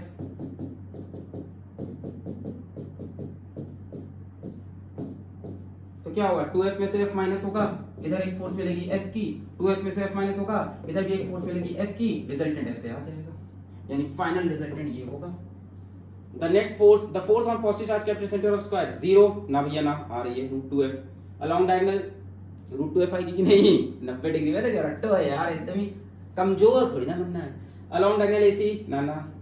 देखो अगर नहीं हो रहा है ये सब, मतलब तुम लापरवाहियां कर रहे हो अभी भी। जो तुमने खुद प्रॉमिस की थी लक्ष्य बैच स्टार्ट करते वक्त खुद से, उसको तुम डिलीवर नहीं कर रहे हो खुद को। तुमने कहा था बोर्ड 95% लेके आएंगे, जेईई में अच्छी रैंक लाएंगे, नहीं तो वो तभी होगा जब ये चीज तुमको रट जाएगी। एफ 90 डिग्री पे √2f। अलोंग डायगोनल बीडी ना भैया ना। Perpendicular side A B, yes. Clear है? अब तक आपको समझ में आ गया होगा यूट्यूब से यहाँ बहुत डिफरेंस है। और वो जितने लोग नेगेटिव बोल रहे हैं बोलेंगे, उनको छोड़ दो कि यहाँ क्या डिफरेंस है क्या नहीं है। यहाँ 1.5 घंटे क्लास चली जा रही है ईच एंड एवरी डे। अभी तुम देखो ना यहाँ कितने सवाल कराएंगे। आ जाओ। 6 charges are played at the corner of regular hexagon as shown in if an electron is placed in center, force on it will be। अच्छा, 6 charges placed हैं on the at the corners of a regular hexagon। एक regular hexagon बनाएंगे। आपको मेरी drawing पता है, regular तो मैं कभी नहीं बना पाऊंगा। बना दिया मैंने, हेक्सागन जैसा बन सकता था। 6 चार्जेस रखे हैं। यहाँ रखा है -q, यहाँ रखा है 3q, यहाँ रखा है -2q, यहाँ रखा है q, यहाँ रखा है 2q, यहाँ रखा है -2q। सवाल नंबर 8 डीपीपी का। ये डीपीपी के सवाल नंबर पढ़े हैं कि हमारे अपने पढ़े हैं? मेरे ख्याल से डीपीपी का ही होगा। सवाल नंबर 8 चलो देखिए जाएगा, छोटी सी डीपीपी। हाँ, if an electron is played at its centre O, force on it will be. यहाँ सेंटर पे एक इलेक्ट्रॉन रख दिया है, ठीक है। इलेक्ट्रॉन की जगह मैं -q लिख लूं, चलेगा? नेगेटिव चार्ज रख दिया है -q। और नामकरण कर लेते हैं A, B, ऑफ कोर्स ये C हो जाएगा, ये D, ये E, ये F, और सेंटर को बच्चों O लिखते हैं, O। हाँ, if an electron the force on it will be, ऐसे चार्जेस रखे हैं और सेंटर में इन्होंने कहा कि इलेक्ट्रॉन को छोड़ दिया, तो इलेक्ट्रॉन पे नेट फोर्स कहाँ होगी? 0 होगी, अलोंग OF होगी, OF ये है, अलोंग OC होगी, OC ये है, या नन ऑफ दिस। ट्राई किया जाए। अच्छा, ये चार्ज सभी चार्जेस से इक्वल डिस्टेंस पे ये एग्री करते हो? यहां से जितनी दूर है भाई, ये क्या इक्विलेटरल ट्रायंगल है, 60 डिग्री 60 डिग्री, ये भी 60 डिग्री, यानी ये डिस्टेंस सभी डिस्टेंस क्या है? बराबर। यहां तक अच्छे से देख रहे होंगे, सभी डिस्टेंस बराबर। तो क्या मैं इसको x x x x x x ले सकता हूं, या इसको हम लोग 1 1 1 भी तो ले सकते हैं यार, कुछ साइड तो दी नहीं है। सिंप्लिसिटी के लिए हम इसको 1 1 1 भी तो ले सकते हैं। x x लेके क्यों टाइम खराब करें?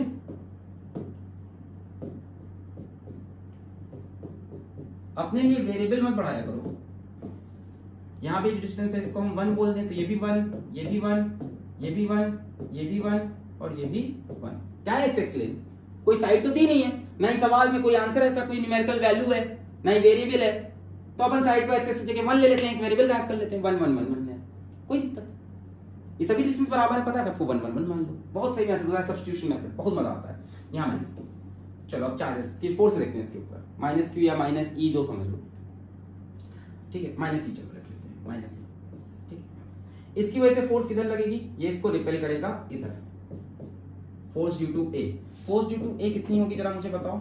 फोर्स ड्यू टू a कितनी होगी? k q1 q2 अपॉन 1 का स्क्वायर। देखो एक वेरिएबल गायब हो गया। इस फोर्स को हम थोड़ी देर के लिए F बोल लेते हैं। तो इधर फोर्स लगी F की।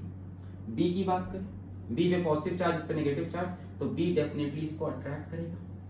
फोर्स ड्यू टू B कितनी होगी? K 3Q into E upon 1 का स्क्वायर। ध्यान से देखो, अगर ये F है बच्चों तो ये 3F1, अगर इसको F बोल रहे हो भाई। इसके फोर्स कितनी होगी? K Q upon R square. R को 1 ले लिया दिमाग लगा के, कुछ दी नहीं थी वैल्यू, हमने कहा है 1 लेते हैं, एक वेरिएबल हटाते हैं। अगर ये F मान रहे हो तो ये क्या हो गया? 3F हो गया, यानी ये फोर्स हो गई 3F। C पे आओगे, C से क्या करेगा? रिपेल करेगा। अब बच्चे यहाँ पे 2Q है तो यहाँ डेफिनेटली 2F बन जाएगा। 3Q के लिए देखो 3F बना तो 2Q के लिए 2F बन जाएगा। सिंपल सी लॉजिक है भाई, चाहो तो निकाल के देख लो। Force due to C, force due to C कितनी हो जाएगी? K 2Q E अपॉन 1 का स्क्वायर। 2F बन रहा है कि K 2Q into E upon 1 का 2F। इसको F मान लिया तो 2F। इसी तरह से आप D पे आओगे, ये प्लस 2Q, ये माइनस, ये इसको अट्रैक्ट करेगा अपनी तरफ। कितनी फोर्स होगी? 2F की। E पे आओगे, E पे प्लस Q रखा है, यस, यहाँ माइनस है, ये क्या करेगा? अट्रैक्ट करेगा अपनी तरफ। Q है तो कितनी फोर्स से? F से। एफ पे आओगे, एफ पे कैसा चार्ज है -2q का, यहाँ कैसा चार्ज है -e का, रिपेल करेगा इस तरफ कितनी फोर्स से 2f, तो ये और ये तो कैंसिल। वैसे एक बड़ा बढ़िया सिस्टम था, देखो कितना सही सिस्टम बनाया था इन्होंने कि ये और ये चार्ज सेम रखे थे, यानी इसकी वजह से इधर रिपेल होगा, इसकी वजह से इधर रिपेल होगा, ये दोनों फोर्सेस तो अपने आप कैंसिल हो जाएंगे, तो इन दो चार्ज कंसीडर करना ही नहीं था हम लोग को, टाइम वेस्ट कर लिया। देखो ना और शॉर्ट हो सकता था, ये और ये चार्ज क्या है सेम है, ये इधर रिपेल करेगा ये इधर, और बराबर की फोर्स भी होगी, कैंसिल हो जाएंगे, तो इन दोनों फोर्स का मतलब नहीं। अब बची कौन कौन सी फोर्स है और बना के देखते हैं इलेक्ट्रॉन को। इधर लग रही है 3f और कोई फोर्स इसकी वजह से इधर लग रही है पॉजिटिव और नेगेटिव, तो इधर लग रही है f, इसकी वजह से इधर लग रही है 2q की वजह से 2f, और ये नेगेटिव रिपेल किया कितनी फोर्स से f से, बाकी ये दोनों फोर्स कैंसिल, कवर हो गए ना, a की वजह से f, b की वजह से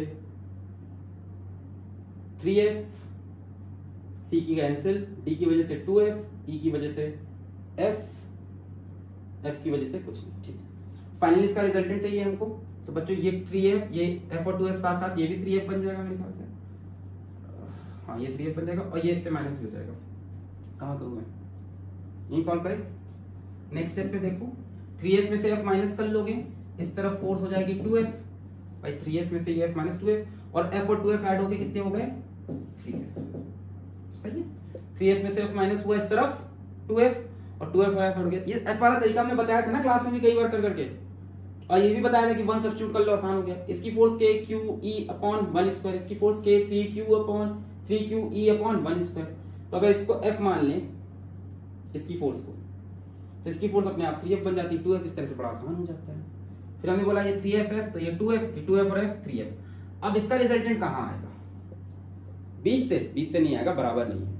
जो फोर्स बड़ी होती है रिजल्टेंट थोड़ा सा उसकी तरफ झुक जाता है, जो फोर्स बड़ी होती है रिजल्टेंट थोड़ा सा उसकी तरफ झुक जाता है। तो अगर ये है अपनी 2f और ये है 3f, तो रिजल्टेंट थोड़ा सा झुक जाएगा टुवर्ड्स 3f, ऐसे ये आएगा फाइनल रिजल्टेंट, थोड़ा सा 3f की तरफ चला जाता। अगर बराबर होती तो एकदम बीच से आता, बराबर होती तो एकदम ऐसे आती फोर्स फाइनली। बराबर अगर ये भी मान लो 2f होता, ये भी 2f होता, या दोनों 3f होते, तो रिजल्टेंट ये बनता ना, ये O ये C अलोंग OC आंसर हो जाता, पर ऐसा हुआ नहीं।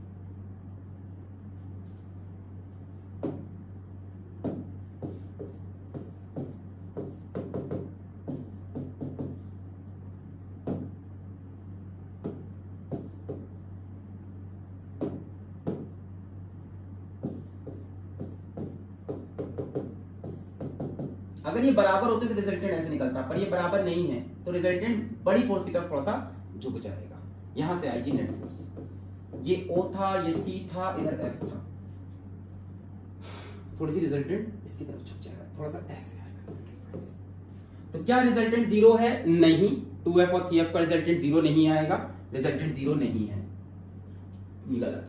क्या रिजल्टेंट अलोंग OF है? क्या इस तरफ रिजल्टेंट आ रहा है OF की तरफ? नहीं, ये भी गलत।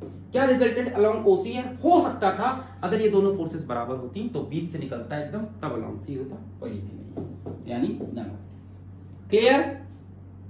आगे बढ़े, बहुत बढ़िया। Two free positive charge 4q and q ये किया हुआ है अपना, are a distance l apart, what charge q is needed to achieve equilibrium for the entire system and where should it be placed from charge q? इसका एक part आप पहले कर चुके हो, एक नया है, जरा ट्राई करो। एक पार्ट तो आप कर चुके हो। क्या बोल रहा है कि दो चार्जेस हैं अपने पास, 4q और q, 4q और q, distance l apart, distance l apart. What charge q is needed to achieve equilibrium for the entire system? ये नहीं किया था हम लोग ने, ये सवाल हमारा बचा हुआ है, एक तरह से कह सकते हैं। इक्विलिब्रियम फॉर एंटायर सिस्टम नहीं किया है हम लोग ने, हमने इक्विलिब्रियम फॉर थर्ड चार्ज किया था। आज सवाल पूछ लिया इक्विलिब्रियम फॉर एंटायर सिस्टम, तीनों charge equilibrium. And where it should be placed from charge q, कहां रखना चाहिए? आपको पता है अगर दोनों चार्जेस सेम साइन के हों तो सवाल ये कह रहा है कि एक तीसरा चार्ज हमको चाहिए। मैं पानी पी लूं, 1 मिनट।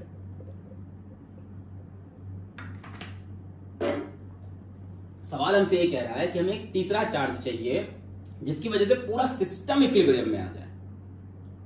तीसरा चार्ज ऐसा चूज करो जिसकी वजह से पूरा सिस्टम इक्विलिब्रियम में आ जाए।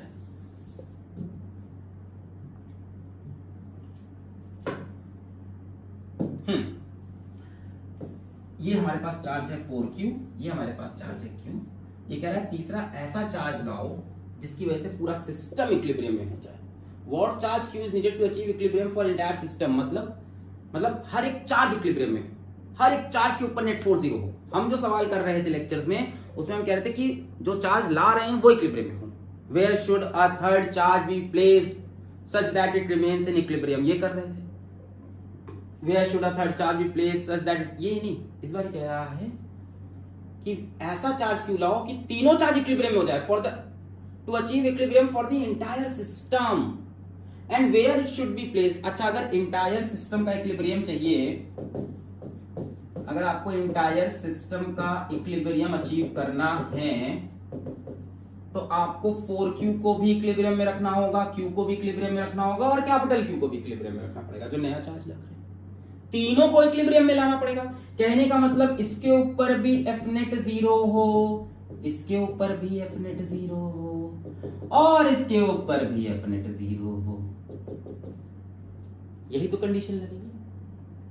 Equilibrium for the entire system.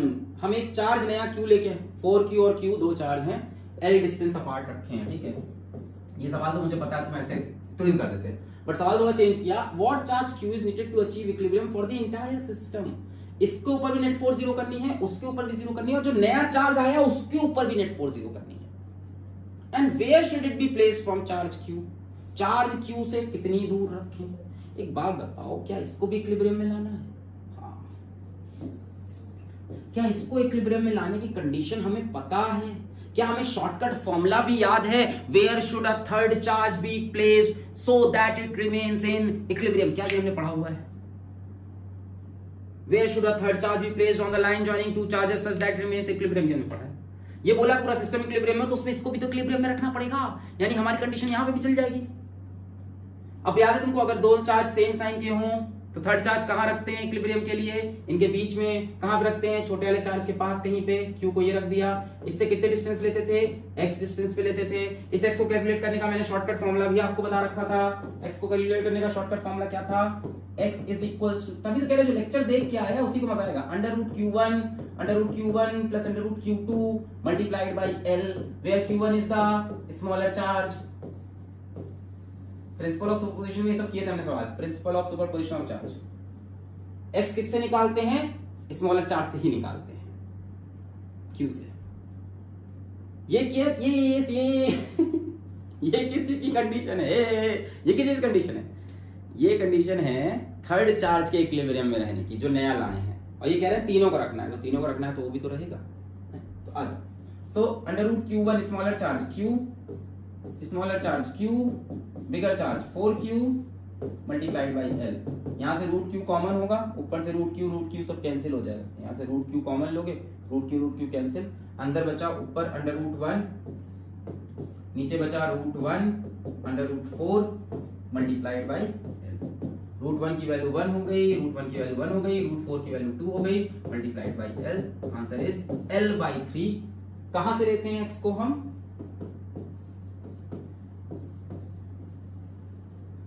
ये फॉर्मूला हमने पढ़ रखा था, L/3 फ्रॉम स्मॉलर चार्ज। पर ये तभी लगाते हैं जब दोनों चार्ज बोलो जब दोनों चार्ज सेम तरह के हों, पॉजिटिव हों या दोनों हों नेगेटिव हों। एक पॉजिटिव नेगेटिव होता तो थर्ड चार्ज कहां रखते? लाइन के बाहर।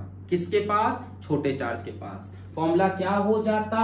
यहां पे √Q2 माइनस √Q1 हो जाता। √Q2 माइनस √Q1 कब? अगर दोनों चार्ज एक पॉजिटिव एक नेगेटिव होता, तब थर्ड चार्ज इक्विलिब्रियम में कहां आता? इस लाइन के बाहर आता। बाहर भी किसकी तरफ रखते? छोटे चार्ज की तरफ। मान लो ये -Q हो जाए, अब पूछे थर्ड चार्ज इक्विलिब्रियम में कहां रहेगा? तो इस तरफ बाहर। इससे कितने डिस्टेंस पे? x डिस्टेंस पे। तब x का फॉर्मूला थोड़ा सा चेंज होता, यहां पे √Q2 माइनस √Q1। बाकी सबसे यहां तक समझ में आया? पर ये सवाल यहां खत्म नहीं हुआ है। इस सवाल में पूछा है इस Q की वैल्यू भी बतानी है। What charge Q is needed? देखो L/3 तो L/3, अरे अरे अरे अरे ये तो हमने फालतू निकाल लिया, बहुत बड़ा तीर तोड़ लिया तुम्हें, बहुत बड़ा तीर मार लिया तुमने, ये तो सब में भाई L/3 इसका सवाल ये है एक्चुअली। व्हाट चार्ज क्यू, चल निकालिए कोई बात नहीं, वेयर शुड बी प्लेस्ड, ठीक है सर आप टाइम बर्बाद कराए, ये तो पहले से पता था, सब में किया। अच्छा जाओ, ठीक है छोड़ो, where should it be placed from charge q, यहां से ये तो हो गया। What charge q is needed, q की वैल्यू कितनी है, अब ये आया सवाल, क्यू की वैल्यू कितनी है। तो बच्चों एक काम करते हैं, किसी एक चार्ज का और इक्विलिब्रियम देख लेते हैं।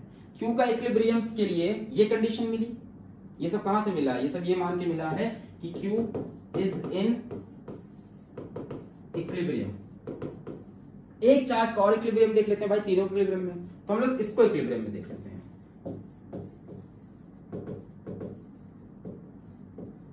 इसको इक्विलिब्रियम में देख लेते हैं, ठीक। अब ये इक्विलिब्रियम में कब होगा, जब इसके ऊपर नेट फोर्स 0 होगी, इस पे एक फोर्स ये लगाएगा, ठीक है, 4Q वाला मेरे ख्याल से इसको रिपेल करेगा इस तरफ, फोर्स ड्यू टू 4Q। अब ये चार्ज कैसा होना चाहिए, नेगेटिव होना चाहिए, तभी इस पे नेट फोर्स 0 होगी। भाई यही तो बोला है, पूरा सिस्टम इक्विलिब्रियम में है, इसके ऊपर नेट फोर्स 0 तभी हो पाएगा ना भाई, ये तो पॉजिटिव रिपेल कर देगा, तो डेफिनेटली इसको कैसा होना चाहिए, नेगेटिव, तभी इसको पकड़ कर रखेगा, तो इस तरफ फोर्स करनी चाहिए, force due to capital q. ये कैसा होगा, पहली बात नेगेटिव वाले ऑप्शन ढूंढ लो, तो या तो ये सही हो सकता है कि नहीं। हम इसका इक्विलिब्रियम देखें तो ये क्या करेगा, इसको रिपेल कर देगा। अब इसको इक्विलिब्रियम में लाने के लिए किसी को इसे खींचना पड़ेगा, यही खींच सकता है, यानी इसका चार्ज इसके अपोजिट करना पड़ेगा, नेगेटिव करना पड़ेगा, तभी काम बन पाएगा। तो हमने नेगेटिव कर दिया, ठीक है। अब इस पे नेट फोर्स 0 करनी है, यानी force due to 4Q should be equal to force due to Q। Force due to 4Q कितनी हो जाएगी, K 4Q into Q upon L का स्क्वायर। भाई इसकी वजह से इसके ऊपर फोर्स कितनी होगी, K into 4Q into Q upon distance L का स्क्वायर।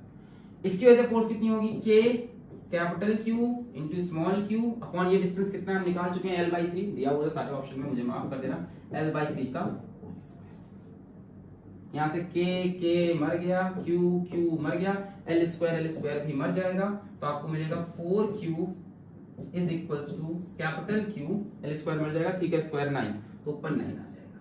यहाँ से capital Q is equals to 4/9 small q, और कैसा होगा, नेगेटिव होगा। आप चाहो तो इसका इक्विलिब्रियम टेस्ट कर लेते, इसका इक्विलिब्रियम देखते, तो ये इस पे इधर फोर्स लगाता, ये इसको रिपेल करता, तो डेफिनेटली इसको इसे अट्रैक्ट करना पड़ता है, नेगेटिव हो जाता। Force due to small q is equals to force to capital Q कर लेते हैं, तब ये डिस्टेंस हो जाता है 2L/3। ये L/3 है तो ये कितना बचेगा, 2L/3। हमने इसका इक्विलिब्रियम देखा, इसकी वजह से फोर्स ड्यू टू 4Q, इसकी वजह से फोर्स ड्यू टू Q बराबर किया, इसकी फोर्स K 4Q Q बटे L स्क्वायर, इसकी फोर्स K Q बटे L/3 का होल स्क्वायर, K मरा, Q मरा, L स्क्वायर मर जाएगा, 4Q L स्क्वायर मर चुका, capital Q upon L square बटे 9 आएगा, 9 ऊपर आ गया, 9Q, capital Q is equals to 4/9Q, negative. Clear है, चल नोट करना, नोट करने आगे बढ़े हैं। Okay, two identical positive charges are fixed on the y axis, ये बढ़िया सवाल है, शायद कई लोग का फंसा हो। Two identical positive charges are fixed on the y-axis at equal distance from the origin O. ठीक है, two identical positive charges are fixed on the y-axis at equal distance from the origin O. ये अपनी origin O है। Two identical positive charges at equal distance from origin O से equal distance पे दो positive charge fix किए हैं, ऐसे plus Q plus Q। A particle with a negative charge starts on the x-axis at a large distance from O, moves. अच्छा, a particle with negative charge starts on the x-axis at a large distance from O, O से बहुत दूर distance पे x-axis पे एक negative charge शुरू करेगा अपनी कहानी को, moves along the positive x-axis, positive x-axis के along जाएगा, passes through O, O से पास करेगा, मतलब इधर से चला होगा, passes through O आपको ये बात का हिंट दे रहा है यहाँ पे, passes through O, passes through आपको इस बात का हिंट दे रहा है कि वो यहां से स्टार्ट किया होगा। A particle with a negative charge starts on the x-axis at a large distance from O, O से बहुत दूर से, moves along the positive x-axis, passes through O and moves far away from O. इधर zoom ऐसे निकल गया, far away from O. Its acceleration is A. Its acceleration A is taken as positive along its direction of motion. Its acceleration A is taken positive along direction of motion. उसके direction of motion में acceleration को positive लिया. Direction of motion ये है, यानी इस direction की acceleration positive. यही तो ध्यान से पढ़ो ना. A particle with a negative charge starts on the x axis पे एक पार्टिकल ने स्टार्ट किया at a large distance from O. O से बहुत दूर डिस्टेंस पे. अब किधर से स्टार्ट किया, उधर से किधर से, ये भी सुनना है. Passes through O and moves far away from O. यहां से चला, इधर से भी ले सकते हो. पासेस थ्रू और मूव्स फार अवे, इधर से भी ले सकते हो, जिधर से भी लो. बट इस बात पे उधर से भी कोई किया तो उसका भी सही आएगा पूरा रिजल्ट. मैं इधर से लेके कर रहा हूं, दोनों तरफ से ही रिजल्ट क्या आएगा आपका, सेम आएगा. बस याद रखना है कि एक्सेलरेशन पॉजिटिव किस तरफ से है, उसके डायरेक्शन ऑफ मोशन में. तो हमने डायरेक्शन ऑफ मोशन ये मान लिया. कोई बच्चा चाहे तो वो भी माने, वो भी सही होगा. मैंने सवाल पढ़ा ध्यान से. उधर से भी चल सकते हो, वहां से चला, passes through O and moves far away from O. मैंने इस तरफ से माना है कि यहाँ कहीं पे नेगेटिव चार्ज माइनस क्यू है, यहां से चला, passes through O and moves far away from O. O से बहुत दूर से आया, फिर ओरिजिन से पास किया, फिर ओरिजिन से बहुत दूर चला गया. आप इसका उल्टा भी ले सकते हो, इधर से राइट साइड से, कि यहां से चला, बहुत दूर से ओरिजिन से पास किया और बहुत दूर निकल गया. बस याद रखना है कि जिधर से भी चलो कोई दिक्कत नहीं है. एक्सेलरेशन का पॉजिटिव डायरेक्शन वही होगा जो कि डायरेक्शन ऑफ मोशन होगा. मैंने माना है कि चार्ज ऐसे चलेगा, तो मेरी एक्सेलरेशन पॉजिटिव तब होगी जब वो इस डायरेक्शन में होगी. मेरे लिए ये डायरेक्शन पॉजिटिव है. अगर आपने इस डायरेक्शन से कहानी स्टार्ट की है, चार्ज को इधर से चला के इधर ले गए, यही तो है ना. Particle with negative charge starts on the x axis at large distance from O. O से लार्ज डिस्टेंस पे स्टार्ट किया, moves along the x axis, passes through O and moves far away from O. O से दूर चला गया. अगर आपने इस डायरेक्शन को मोशन अपना कंसीडर किया है, तो ये डायरेक्शन आपका पॉजिटिव डायरेक्शन हो जाएगा. मैंने ये लिया है, तो ये मेरा कैसा डायरेक्शन हो गया, ये मेरा डायरेक्शन पॉजिटिव. जब भी एक्सेलरेशन इस तरफ होगी तो पॉजिटिव, और इसके अपोजिट में तो नेगेटिव. आगे बढ़ते हैं. It's acceleration a is taken positive along its direction of motion. मेरे लिए तो ये पॉजिटिव डायरेक्शन है, क्योंकि मेरा डायरेक्शन ऑफ मोशन ये है. आपने वो लिया हो तो आपको. The particles acceleration a is plotted against it's x coordinate. ठीक है, एक्स कोऑर्डिनेट जैसे जैसे चल रहा है डिस्टेंस का. Which of the following best represents the plot. 4 plot दिए हैं, इसमें से बेस्ट कौन सा रिप्रेजेंट करेगा. इसको बनाते हैं. चलो यहाँ पे भी ग्राफ बनाया हुआ है हमने, बहुत बढ़िया. तो कहानी कुछ ऐसी है कि भैया, हाँ, कहानी कुछ ऐसी है कि एक प्लस क्यू इधर है, एक प्लस क्यू इधर है. ये तो कहानी है. 2 identical positive charge fixed on axis at equal distance from the origin. एक पार्टिकल है, हमने इस तरफ से माना, यहां से स्टार्ट किया, start from far away distance from origin. बहुत दूर से स्टार्ट किया माइनस क्यू ने, यहां से चलना स्टार्ट किया, यहां से पास किया और फिर बहुत दूर चला गया. अब क्योंकि ये हम डायरेक्शन ऑफ मोशन मान रहे हैं, तो यही हमारा पॉजिटिव हो जाएगा. इस तरफ की एक्सेलरेशन पॉजिटिव, यही तो बोला है इन्होंने. Acceleration a is taken as positive along its direction of motion. तो मेरा ये डायरेक्शन ऑफ मोशन है, तो इस तरफ एक्सेलरेशन पॉजिटिव. अब हमें 4 ग्राफ दे रखे हैं, दिमाग लगाना है कौन सा ग्राफ सही है एक्सेलरेशन वर्सेस डिस्टेंस का. ये x है, यहां से चलेगा एक्सेलरेशन. चलो दिमाग. जब वो बहुत दूर होगा, एक बात बताओ होगा क्या, एक्चुअली होगा क्या. इसको इधर खींचेंगे charges, plus Q 2 identical positive charges खींचेंगे. खींचने की वजह से नेट फोर्स इधर लगेगी मेरे ख्याल से. जब फोर्स नेट इधर लगेगी तो नेट एक्सेलरेशन भी इधर होगा, ऐसे जाना चाहेगा ना. ये दोनों खींचेंगे, दूर बहुत दूर होगा तो भी खींचेंगे, ऐसे खींचेंगे फोर्स लगेगी, एक्सेलरेशन यहाँ पे इधर करते करते चार्ज यहाँ पहुंचेगा, है ना. यहाँ नेगेटिव रखा है, पॉजिटिव, दोनों इसको खींच रहे हैं, एक ऐसे, और दोनों का नेट रिजल्टेंट इधर आएगा. भाई ऐसे एफ मान लो 60 डिग्री का एंगल है, तो बीच से जाएगा, कितना भी एंगल है बीच में आएगी नहीं फोर्स. रिजल्टेंट ऐसे खींच रहा है ऐसे, तो फाइनली भाई हमको कोई ऊपर से खींचने चाहिए, हम ऐसे धीमे आगे बढ़ते जाएंगे, तो ये आगे बढ़ता जाएगा. जब यहाँ पहुंचेगा बच्चों, ये माइनस क्यू चार्ज है, ध्यान देना. जब यहाँ पहुंचेगा तो ये इधर खींचेगा और ये इधर खींचेगा, और मेरे ख्याल से दोनों फोर्सेस उस टाइम पे बराबर हो जाएंगे.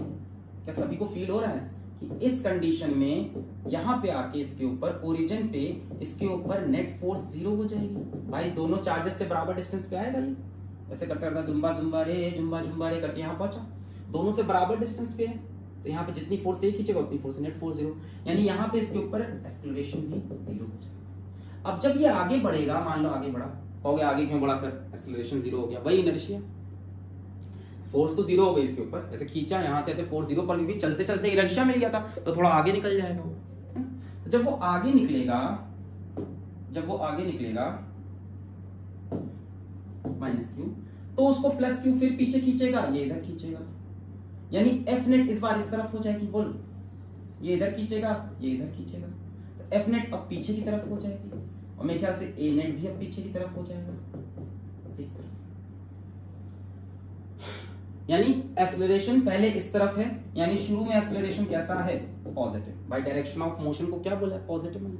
शुरू में एक्सेलरेशन ऐसा है, बाय ऐसे खींचा तो एक्सेलरेशन शुरू में पॉजिटिव डायरेक्शन में, बीच में एक्सेलरेशन क्या हुआ है, 0 हुआ है। थोड़ी देर बाद जैसे ही वो आगे बढ़ा, आगे क्यों बढ़ा, इनर्शिया की वजह से चलते चलते निकल गया, स्पीड गेन कर ली थी, आगे निकला, जैसे ही आगे निकला चार्जेस ने पीछे खींचा, भाई ये नेगेटिव चार्ज पॉजिटिव पॉजिटिव पीछे खींचा, यानी अब एक्सेलरेशन पीछे लग रही है, ये डायरेक्शन पॉजिटिव ये नेगेटिव, यानी इसके बाद एक्सेलरेशन नेगेटिव हुई है, यानी एक्सेलरेशन पॉजिटिव होगी, 0 होगी, नेगेटिव होगी, ऐसा पहले ऑप्शन ढूंढो। पहले तो ऑप्शन ऐसा, यहाँ एक्सेलरेशन पॉजिटिव है पर 0 नहीं है, जब x की वैल्यू 0 है तब एक्सेलरेशन 0 हो जानी चाहिए। देखो ना, जब x की वैल्यू 0 है, ये x की वैल्यू 0 तो दिया, यहाँ x पॉजिटिव है, x की वैल्यू 0 पे एक्सेलरेशन 0, यहाँ x की वैल्यू 0 पे एक्सेलरेशन बहुत ज्यादा है, x की वैल्यू 0 पे एक्सेलरेशन बहुत ज्यादा है, नेगेटिव में भी पॉजिटिव में भी, ये ऑप्शन नहीं हो सकता। भाई देखो ना, ये ग्राफ ऐसे ऊपर उठ रहा है, यानी x जब 0 हो रहा है तब एक्सेलरेशन बहुत ज्यादा है, ये पॉसिबल नहीं है।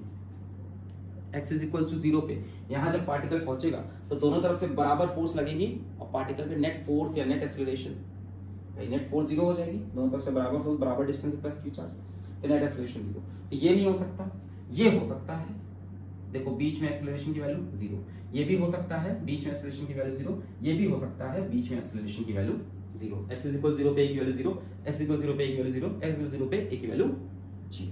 पर अब दूसरी कंडीशन कि पहले a पॉजिटिव है बाद में a नेगेटिव है, देखो जरा ध्यान से, इसमें a यहाँ भी पॉजिटिव है, यहाँ दोनों में देखो x एक्सिस के ऊपर दिखा रहे हैं, दोनों में a की वैल्यू पॉजिटिव दिखा रहा है, तो ये भी अब नहीं हो सकता।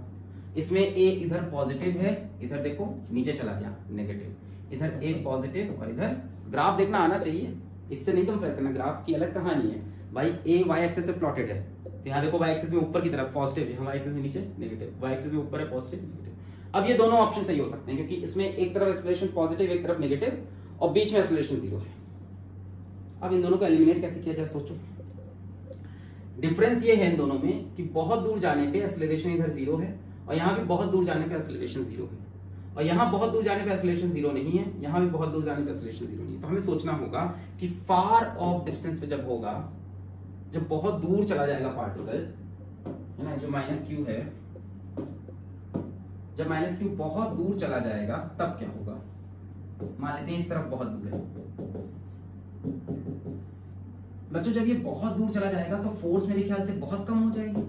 भाई जैसे जैसे डिस्टेंस बढ़ता जाएगा फोर्स कम होती जाएगी। जब ये बहुत दूर x की वैल्यू बहुत दूर इधर या उधर चला गया, बहुत दूर चला गया, तो फोर्स क्या हो जाएगी, करीब करीब 0। अरे कब तक अट्रैक्ट करेंगे उसे यार, ये चला गया बहुत दूर, चला गया, ज्यादा कहाँ खींच पाएंगे। तो कहीं ना कहीं जाके क्या हो जाएगा, बहुत दूर जाने पे नेट फोर्स 0 होने लगेगी, यानी उसका नेट एक्सेलरेशन 0 होने लगेगा।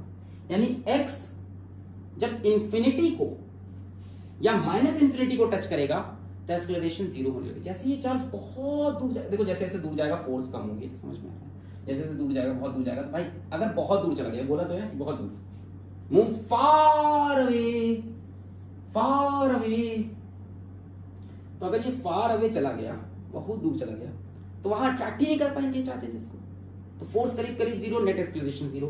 यानी जब x टेंडिंग टू इंफिनिटी और माइनस इंफिनिटी हो, उस कंडीशन में a फिर से 0 हो जाए। अब बताओ कौन सा ग्राफ मैच कर रहा है। अब मेरे ख्याल से ये मैच कर रहा है, जब x बहुत दूर गया तो एक्सेलरेशन 0, यहाँ x बहुत बढ़ रहा है तब भी एक्सेलरेशन 0। तो सारी चीजें जोड़ के हमने ये ऑप्शन सही माना। जब x पॉजिटिव में भी जा रहा है, फाइनली जाके एक्सेलरेशन देखो 0 एकदम कम हो गई, फाइनली जाके 0 एकदम कम हो कम हो जाएगी, 0 हो जाएगी, या 10 to 0 हो जाएगी, बहुत कम हो जाएगी, बहुत दूर जाएगी। 3 चीजें हमने देखी। हमने कहा शुरू में फोर्स इधर है, बाद में फोर्स इधर है, बीच में फोर्स 0। शुरू में एक्सेलरेशन ऐसा, बाद में ऐसा, बीच में 0। पहले पॉजिटिव, फिर 0, फिर नेगेटिव। हमने इसमें ढूंढा तो इसमें ये सही, ये सही, ये सही लगा। फिर हमने कहा बीच में 0 भी ढूंढने हैं, इसमें बीच में 0 है, इसमें भी है, उसमें भी है। अच्छा, इसमें पॉजिटिव नेगेटिव नहीं, दोनों तरफ पॉजिटिव होती है, हट गया। फिर इन दोनों कैसे हमने एलिमिनेट किया, उसमें से एक, यहाँ दोनों तरफ पॉजिटिव है, एक तरफ पॉजिटिव था नेगेटिव।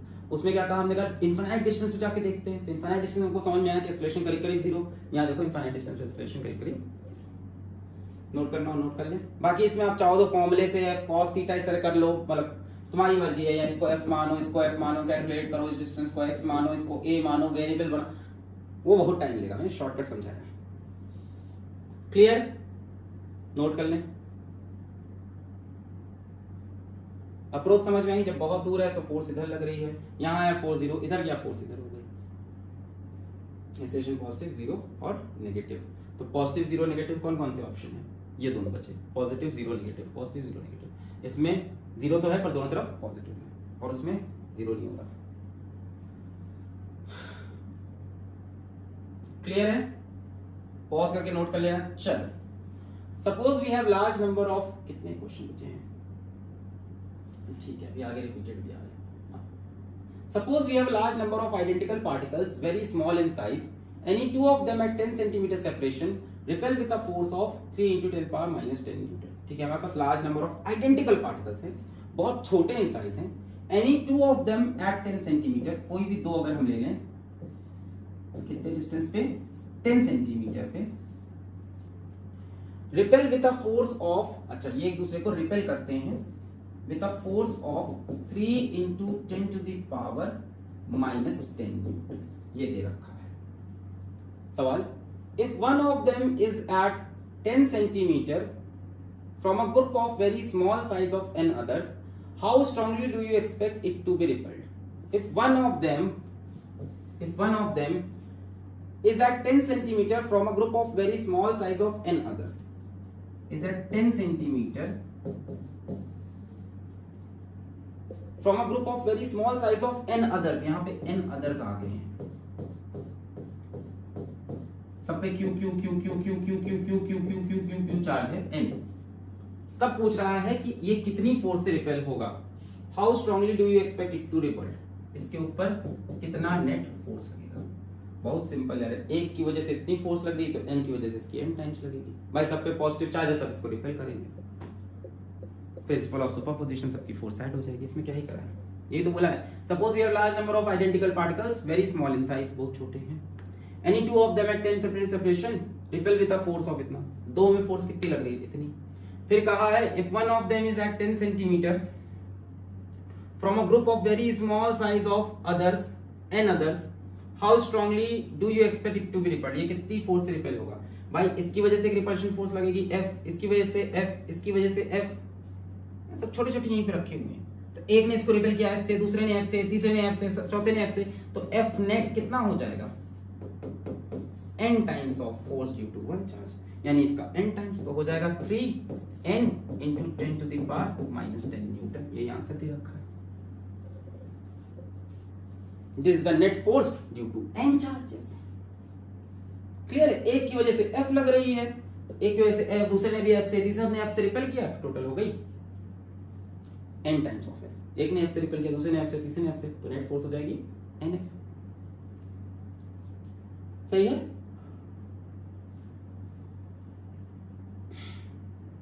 F की वैल्यू। अब आगे बढ़े। Suppose you measure the repulsion and find it 6 × 10⁻⁶ newton, how many particles were there in the group.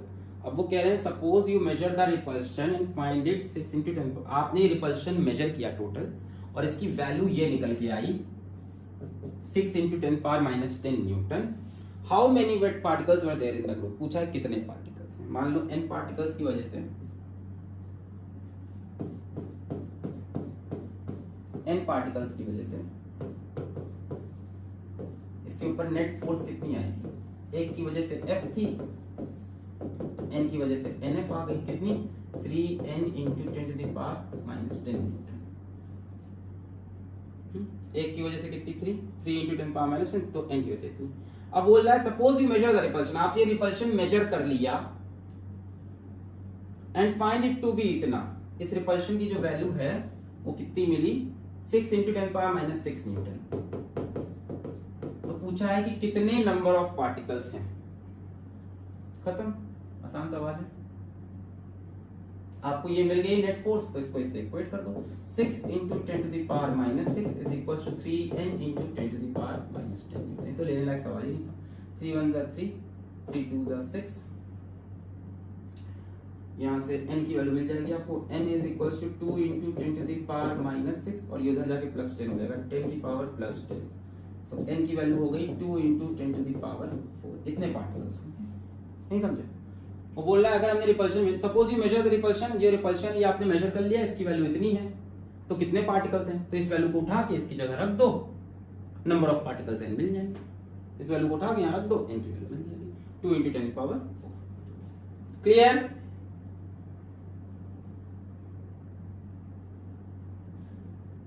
एक की वजह से इतनी फोर्स थी, तो n की वजह, एक की वजह से इतना रिपल्शन फोर्स, तो n की वजह से इतना, इतने इनटू n रिपल्शन फोर्स। फिर टोटल फोर्स हमें पता चल गया इतनी है, तो n की वैल्यू बताओ, तो टोटल फोर्स की वैल्यू लग दी, n की वैल्यू मिल गई। Two fixed charge 4e are separated by a distance a. Where should a third charge be placed for it to be in equilibrium? ये तो किया हुआ है यार अपने कूलम्ब लॉ के लेक्चर में, प्रिंसिपल ऑफ सॉल्यूशन ये भी किया हुआ है अपना।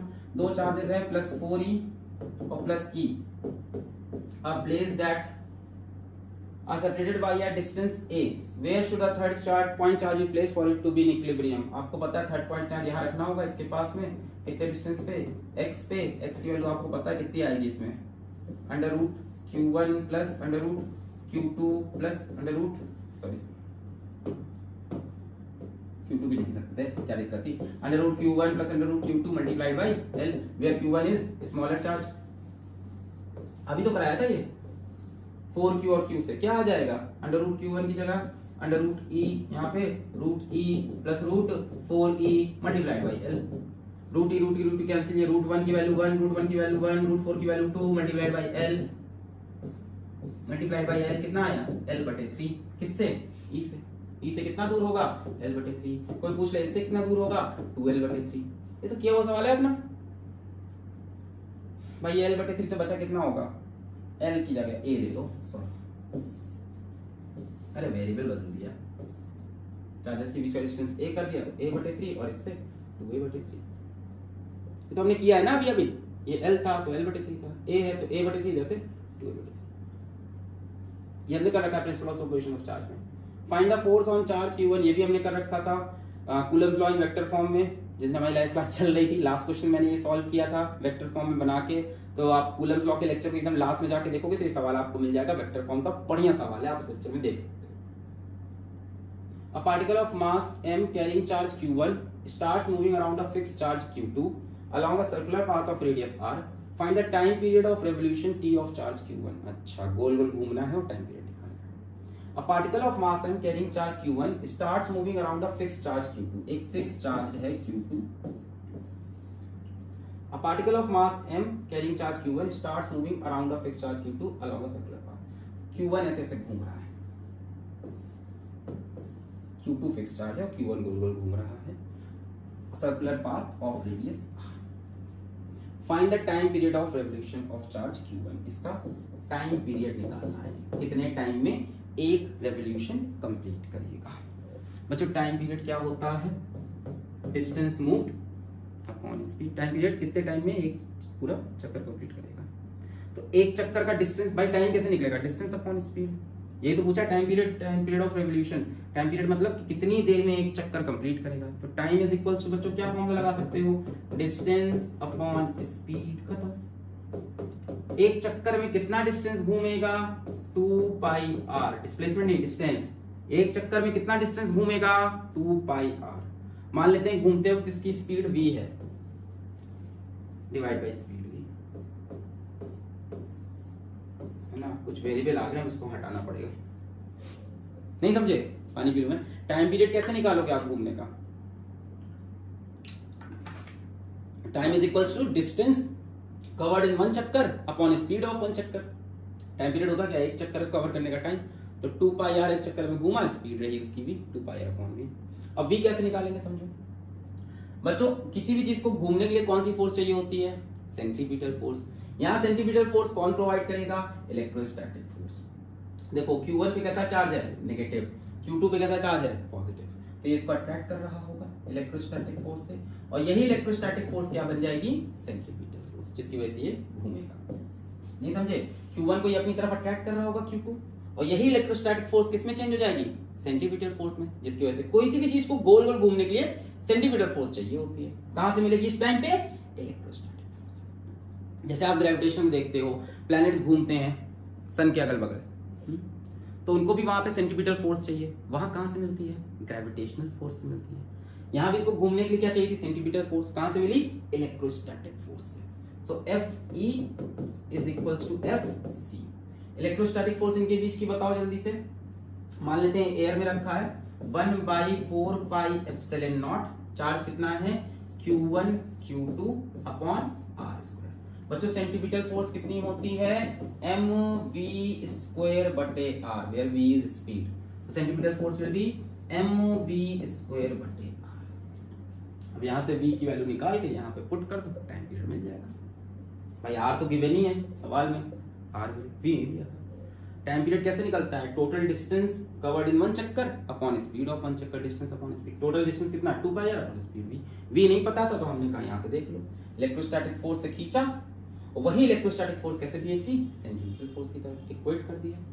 यहां से v की वैल्यू निकाल के यहां पुट कर दो। देखो r से r मर जाएगा, v square is equals to Q1 Q2 upon 4 pi epsilon naught rm। आएगा v square is equals to Q1 Q2 upon 4 pi epsilon naught r, ये m। यहां से v की वैल्यू निकल आएगी इसी का under root.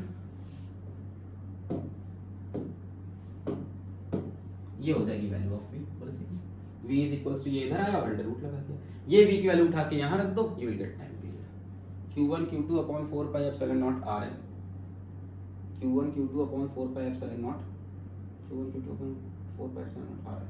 So t is equals to 2 pi r बटे v, यानी 2 पाई r बटे v की value under root Q1 Q2 upon 4 pi epsilon naught rm। ये पूरा ऊपर चला जाएगा, so 2 pi r into under root 4 pi epsilon naught rm upon Q1 Q2 हो जाएगा ऐसा। अब इस 2 पाई r को भी हम कोशिश करेंगे कि अंडर रूट के अंदर भेज दें। अंडर रूट के अंदर भेजने के लिए इसका स्क्वायर कर देंगे, तभी तो अंदर भेज सकते हैं। हम इसको भी चाहते हैं इसी के अंदर लिख दें, तो इसका स्क्वायर करके अंदर डाल देते हैं। तो स्क्वायर करके डालोगे तो कितना हो जाएगा? 4 पाई स्क्वायर r स्क्वायर, फिर जितना बचा है 4 pi epsilon naught rm upon Q1 Q2, और पूरे पे लगा हुआ है रूट। ये 4 का कितना हो गया? 60 पाई का क्यूब हो गया, पाई cube epsilon naught r square, और r का भी हो गया क्यूब। तो छूट तो नहीं था, ध्यान से देख लो। 2 पाई r को अंदर भेजें कैसे? 2 square 4 pi square r square, 4 से 16 पाई क्यूब r क्यूब, और क्या होगा? एप्सिलॉन नॉट m बटे Q1 Q2। This will be the time period. यहां से नोट करें पॉज करके। मैंने कहा टाइम पीरियड निकालने का फॉर्मूला ये, फिर मैंने कहा वहां v एक वेरिएबल है। v कैसे निकलेगा? जो इलेक्ट्रोस्टैटिक फोर्स है वही सेंट्रीपिटल फोर्स बन रही है। Electrostatic 1/4 pi epsilon naught Q1 Q2 by r square, centripetal force mv square by r। यहां से v की वैल्यू निकाल के यहां पुट कर दो, खत्म कहानी। ये v की वैल्यू उठा के आप यहां पुट कर दोगे, बस यही सॉल्यूशन है। पॉज करके चाहे तो नोट कर लें। 1 2 3 4 चलते हैं नेक्स्ट स्लाइड पे।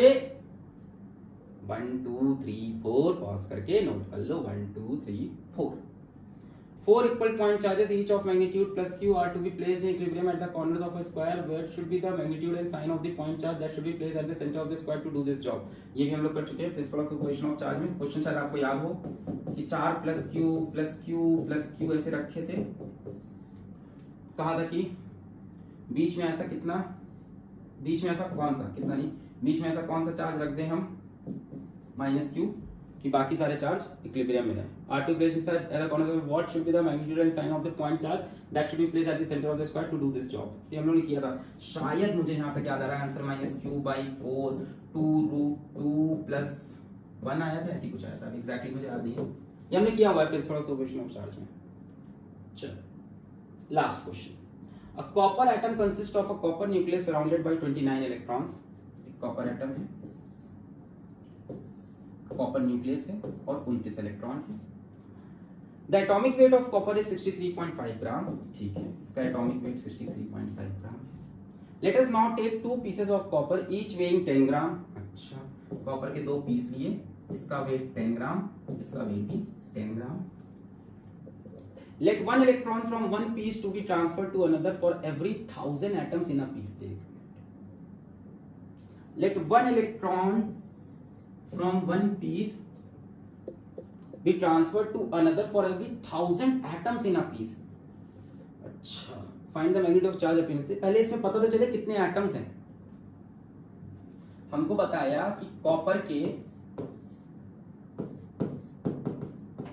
एटॉमिक मास बताया कॉपर का सिंपल 63.5 ग्राम, और फिर हमसे बोला कि दो पीसेस हमारे पास कॉपर के 10-10 ग्राम के। फिर कहा इसमें से एक इलेक्ट्रॉन निकल के इसमें डालेंगे, किसके लिए? For every 1000 atoms. Her 1000 atom में से एक इलेक्ट्रॉन इधर जाएगा, हर 1000 एटम में से कोई एक इलेक्ट्रॉन, हर 1000 एटम में से कोई एक इलेक्ट्रॉन। तो ऐसा करते करते भाई इसके ऊपर नेगेटिव चार्ज डेवलप हो जाएगा, इसके ऊपर पॉजिटिव चार्ज। 10 ग्राम में भाई कुछ एटम्स होंगे, इतने में कितने एटम होंगे? एटॉमिक मास के अंदर होते हैं एवोगैड्रो नंबर। तो 10 ग्राम के अंदर कुछ एटम्स होंगे, उनमें से हर 1000 एटम में एक इलेक्ट्रॉन, हर 1000 एटम में एक इलेक्ट्रॉन। इस पे नेगेटिव चार्ज, इस पे पॉजिटिव। यही पूछा कितना चार्ज होंगे, what will the magnitude of charge appearing on each sphere. और दूसरा पूछा what will be the coulomb force between two pieces after the transfer of two electrons. पहले तो चार्ज निकाल लो ईच स्फीयर पे, और उसके बाद उनके बीच की कूलम फोर्स जब 10 सेंटीमीटर पे रखे हो। एवोगैड्रो नंबर इन्होंने ये दिया है 6 × 10⁻23, 1023 लिखा है 10⁻23। ठीक है, कोई नहीं, ऐसा मिस्टेक है। तो पहले पता करना, अच्छा इसमें क्या बोला है? 1 इलेक्ट्रॉन पर 1000 एटम्स इज ट्रांसफर्ड। पहले निकालना पड़ेगा इसमें कितने एटम्स हैं, उन एटम्स में से हजार एटम्स में से एक इलेक्ट्रॉन। पहले आराम से चलते हैं। कॉपर का एटॉमिक मास 63.5 ग्राम, इसका मतलब 63.5 ग्राम कॉपर कंटेन्स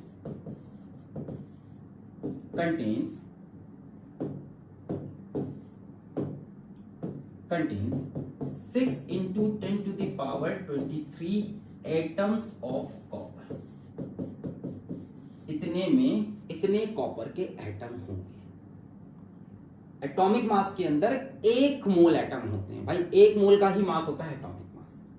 63.5 ग्राम दिया है ना पर मोल, 1 मोल का मास ये है। कॉपर के 1 मोल एटम का मास ये है। 1 मोल एटम मतलब इतने एटम्स का मास ये हुआ। पर हमारे पास कितना मास है? 10-10 ग्राम। तो 63.5 ग्राम में इतने एटम्स, तो 10 ग्राम कॉपर कंटेन्स कितना हो जाएगा? 6 × 10⁻23 अपॉन 63.5 × 10। आप केमिस्ट्री में फंसे हो, फिजिक्स में नहीं। आप केमिस्ट्री में फंसे हो एकदम साफ। फिजिक्स तो आपको समझ में आती है इसकी। फिजिक्स तो ये थे कि चार्जेस दिए होते, आपसे पूछता फोर्स, आप बता देते Q=Q2/r²। केमिस्ट्री में आप फंस गए। उन्होंने कॉपर का एटॉमिक मास दिया। एटॉमिक मास में बच्चों कितने एटम्स होते हैं? एवोगैड्रो नंबर ऑफ एटम्स होते हैं। तो इतने में इतने एटम्स हैं। तो बच्चों 10 ग्राम के पीस में कितने एटम्स होंगे? तो 10 ग्राम कॉपर कंटेन्स, इतने में इतना है तो इतने में कितना होगा? Unitary method. इतने ग्राम में इतना तो इतने ग्राम में कितना, ये डिवाइड बाय ये। इतने क्या होंगे? Atoms of copper. अब यहां से आप इलेक्ट्रॉन यहां ट्रांसफर करोगे तो धीमे धीमे यहां पे माइनस चार्ज आएगा, यहां पे प्लस। जितना यहां माइनस आएगा यहां उतना प्लस आएगा। अभी तो हम क्या निकालना चाहते हैं? Number of electron transfer. हम n की वैल्यू निकाल लें तो हम चार्ज निकाल लेंगे। जितना यहाँ नेगेटिव बने भाई, जितने इलेक्ट्रॉन इधर से इधर गए बराबर है, जितने यहाँ जा रहे उतने वहां मिल रहे हैं। तो यहाँ जितना नेगेटिव बनेगा यहाँ उतना पॉजिटिव। तो हमको एक तरह से प्लस Q और माइनस Q चाहिए, और उसके लिए n मिल जाए कितने इलेक्ट्रॉन ट्रांसफर हुए हैं। क्या बोल रहा है? 1 इलेक्ट्रॉन पर 1000 एटम इज ट्रांसफर्ड, ऐसा कुछ बोल रहा है ना। Let 1 electron from one piece be transfer to another for every 1000 atoms in a piece. इसके अंदर एटम्स कितने हैं बच्चों? इसके अंदर एटम्स कितने हैं? इसके अंदर इतने एटम्स हैं। 1000 में एक इलेक्ट्रॉन कोई जा रहा है।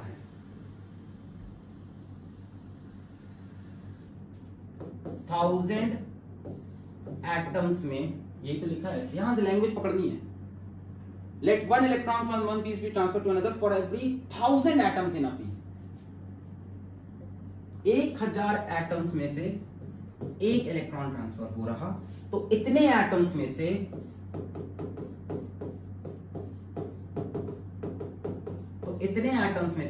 कितना इलेक्ट्रॉन ट्रांसफर होगा? इतने एटम्स में से एक इलेक्ट्रॉन, हजार में से एक, हजार में से एक, तो इतने में से कितने इलेक्ट्रॉन? नहीं समझ रहे। अगर यहाँ 10 ग्राम में 1000 एटम होते तो उसमें से कोई एक इलेक्ट्रॉन जाता, और यहाँ 1000 तो है नहीं, यहाँ इतने हैं, तो इतने में से कितने इलेक्ट्रॉन? 1000 में गया एक, तो इतने में कितना जाएगा? 1 divide by 1000 multiplied by 6 into 10 to the power 23 divide by 63.5 multiplied by 10 electron. बोलो पूरा यूनिटरी मेथड से किया। मैंने कहा इतने ग्राम में एवोगैड्रो नंबर एटम, तो इतने ग्राम में इतने एटम, इतने ग्राम में देखो 1 मोल में होते हैं एवोगैड्रो नंबर ऑफ एटम, ये ग्राम पर मोल, तो 1 मोल का इतना मास है। केमिस्ट्री बताने लग गया ना मैं फिजिक्स तो बहुत आसान है पूरी केमिस्ट्री पढ़ा रहा हूँ इसके अंदर मोल कंसेप्ट। तो इतने ग्राम में इतने एटम्स हैं, तो 10 ग्राम में कितने एटम्स होंगे निकाल लिया। 1000 एटम में एक इलेक्ट्रॉन जा रहा, तो इतने एटम में इतना इलेक्ट्रॉन जाएगा। This is the value of n। अब आपको q की वैल्यू चाहिए तो q is equals to n ही लगा दो, खत्म। मैं सॉल्व करूं क्या इसको? q is equals to n ही लगा दो, ये n की वैल्यू मल्टीप्लाइड बाय e कर दो। एक और पेज है, थैंक यू, चलो इसको लिखते हैं थैंक यू को भी यूज करेंगे। q is equals to n ही लगा दो। n कितना है अपने पास? 1/1000 इंटू 6 इंटू 10 टू द